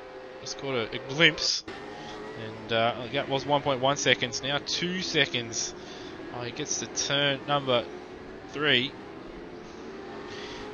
Up at the front has come down to under 19 seconds, but there's no realistic time that's going to be caught. There's just not enough time remaining.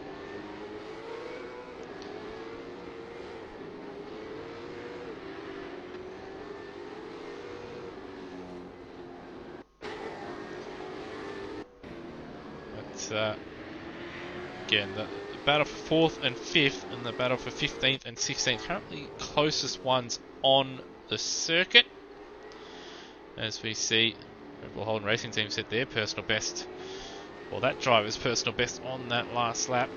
Which is exactly what they needed to try and fend off charging Super 2 team Pepsi Max Racing.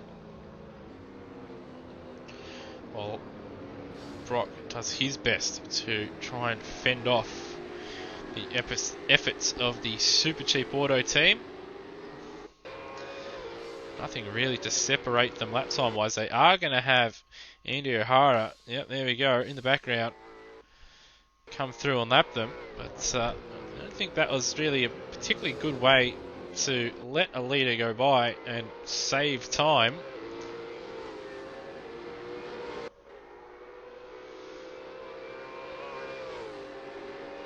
Because not only was Thornton not able to really stick with O'Hara, at the same time he had to get off the throttle down the main straight, and it did cost him about a second.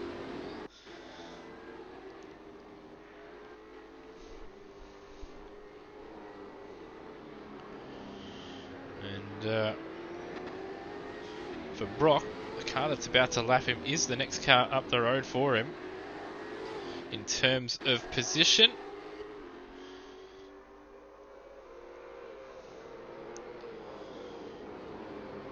And he's done it a much better way there.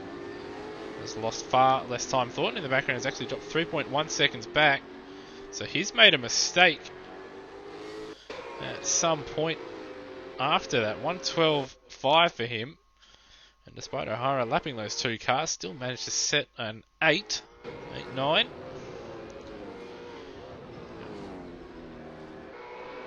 And, well, once again, all the gaps now outside of 2 seconds. It's a bit of a shame with 4.5 minutes remaining. We were building towards a climatic finish. But I do believe Kortsum had some issues and was a bit unwell, which is why his pace dropped off. And they changed drivers in the end. Don't hold me to that, I'm not 100% certain, but that may have been the case, which is a bit of a shame. It would have been a really great finish towards the end. And we have seen a change of position, so the Honda Webster car into the pit. It's going to allow the Phillips Guttison car into P11. Richards and Simmons now become the leading Super 2 runners. So great effort from those guys. It was Honda and Webster, so they do have to do a splash and dash with 5 minutes remaining. So disaster for those guys. No longer the best Super 2 place team. But these longer races, you do need speed. You do need a little bit of maths and strategy to go along with car speed as well, as they've just found out the hard way. And they're going to have to let Brock and the Walkinshaw Andretti United car right behind them go as well. And indeed they do. A little bit of late drama, but right, Erebus Junior team only 3 or so seconds away from the Monster Energy Ford Mustang. Not exactly sure of the lap times they're setting, but 3 seconds, just under 3 seconds now, coming out of the final corner. It'll be interesting to see. 9.5 compared to a 10.6, and 9.5 is decent pace at this stage of the race. And if they can maintain that in the next couple of laps, you might see a nice little interesting battle for P11 form on the final lap. And as you can see, Monster Kart does have a little bit of traffic for it to contend with as well.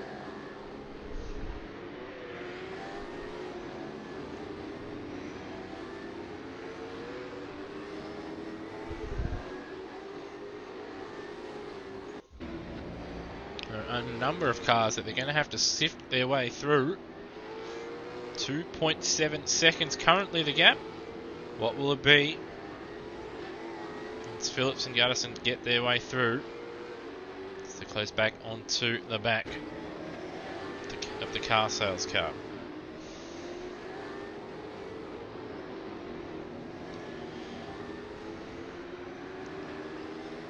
Once again, 2.3 seconds. Another half a second in that middle sector as the Timken car getting out of the way for hopefully both these runners.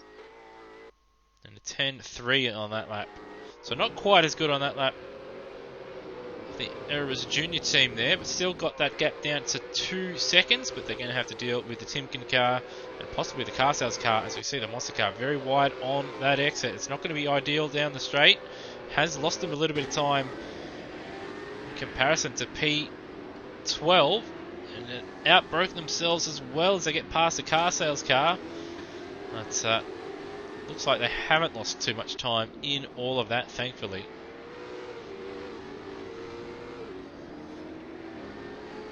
But now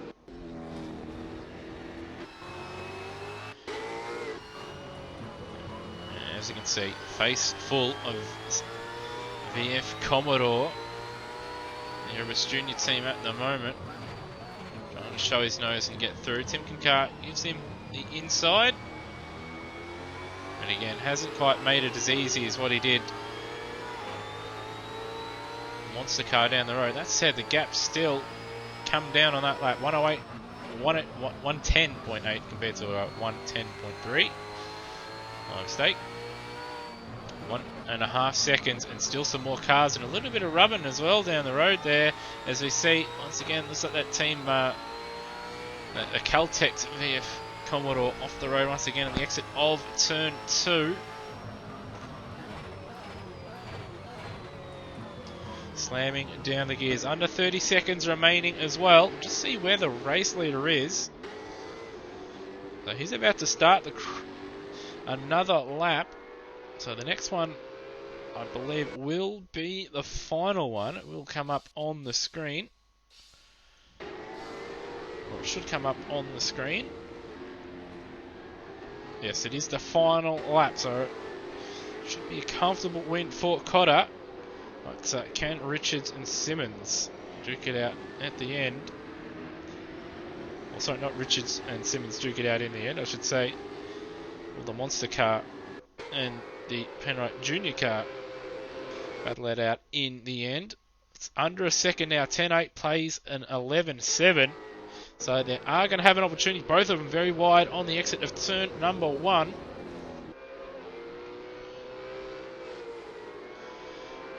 So just check and see where our race leader is. So there you are, coming out of turn number 5. And in the end, going to be a comfortable victory. One of the favourites for the Endurance Cup. First place in the Teams Championship. First place in the Drivers. And there it is. They claim victory in the first of the AK Racing Endurance Cup events here in the AK Racing Supercar Championship. Cortum and Delaney led the majority of the running this evening, but due to some unfortunate events and a late pit stop driver change, we'll see them finish second in the end. Bit of a shame, but not the worst result for them in the end. And we have Lynn and O'Hara. They will cross the line in P3. They're a lap in front of Brock and Hall. Lynn did a really good job early on. Didn't quite have the ideal pace to stick with the front runners, but still did a great job nonetheless. A drive-through costing them a chance at possibly stealing second place after the dramas to Team Castrol in the end, but still very solid third place and a great drive from both their drivers in the end. Brock and Hall, some good strategy and good racing, as well as some good defensive driving at the end, giving them fourth place. Super Cheap Car having their best run of the season, finishing in P5 for them. The Team Bolo car as well, P6, good run from them, not too far away from that battle as well. The Team 18 car finishing in 7th place. Ches and Eaton in 8th. Lauder Munro, after being in a podium position early on, fell through the field. They were in the mid to late teens in the mid part of that race, but recovered well to finish in the top 10 in the end. Runch and Dominiak will finish in the final spot in the top 10 for a Red Bull Holden Racing team, and Phillips and Guttison did hold on to P11 in the end, with Honor and Webster being the best place of the Super 2 drivers in the end. So they did a really good job out there. So they did manage to actually finish in front of Richards and Simmons. So Richards and Simmons must have had it off there on that final lap.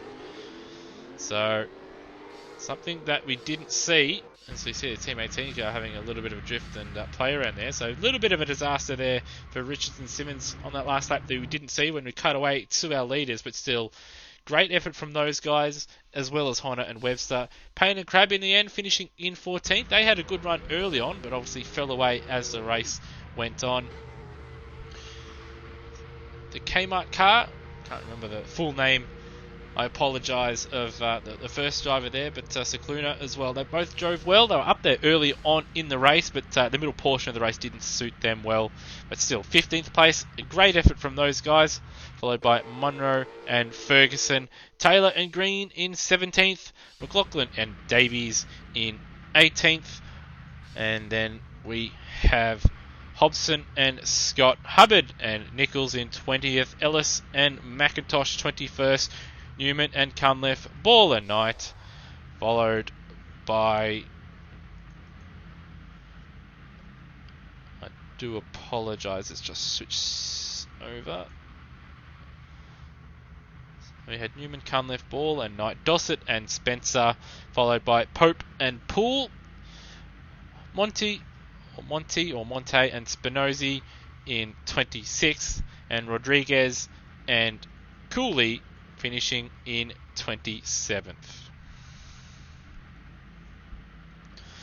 Alright, well, that just about wraps it up, but it's been some very interesting and entertaining racing. I'm sure the Super 2 guys out there will like their time there out there on the broadcast, and some really good drives from a few of those guys to finish fairly high up, as well as putting in some solid efforts out there in qualifying as well. But just to recap the top 3, Reed and Cotter taking the win, Courtsham and Delaney unable to hold on to the win in the end with a late driver change, and Lynn and O'Hara rounding out the podium. So that is round 8 of the AK Racing Supercar Championship done and dusted. Just before I leave you, just go over the calendar coming up. Obviously the Bend was not ran this evening, it was Queensland Raceway. But in a couple of weeks' time, hopefully my internet is up and running, because I will be moving next weekend. But on April 26th, it is the big one. Bathurst 1000, yes, a full Bathurst 1000 around the FM7 version of the Bathurst circuit. That will be a very, very interesting one. We do have a lot of drivers signed up for that one, with numerous I guess you could say E-Series drivers and very well-known streamers also jumping in for that one as well, with a good 34 cars, I believe, signed up. So tune in for that one, followed by the Gold Coast on May 10th, Sandown on May 24th, and then on June 7th, the season finale around the streets of Newcastle. Well, from myself, Lewis Wedding, and from everybody here at AK Racing, we hope you've enjoyed tonight's broadcast of Round 8 here, the AK Racing Supercar Championship from Queensland Raceway. Anyway, we'll catch you in a couple weeks' time for the big one. Until then, have a good one and stay safe.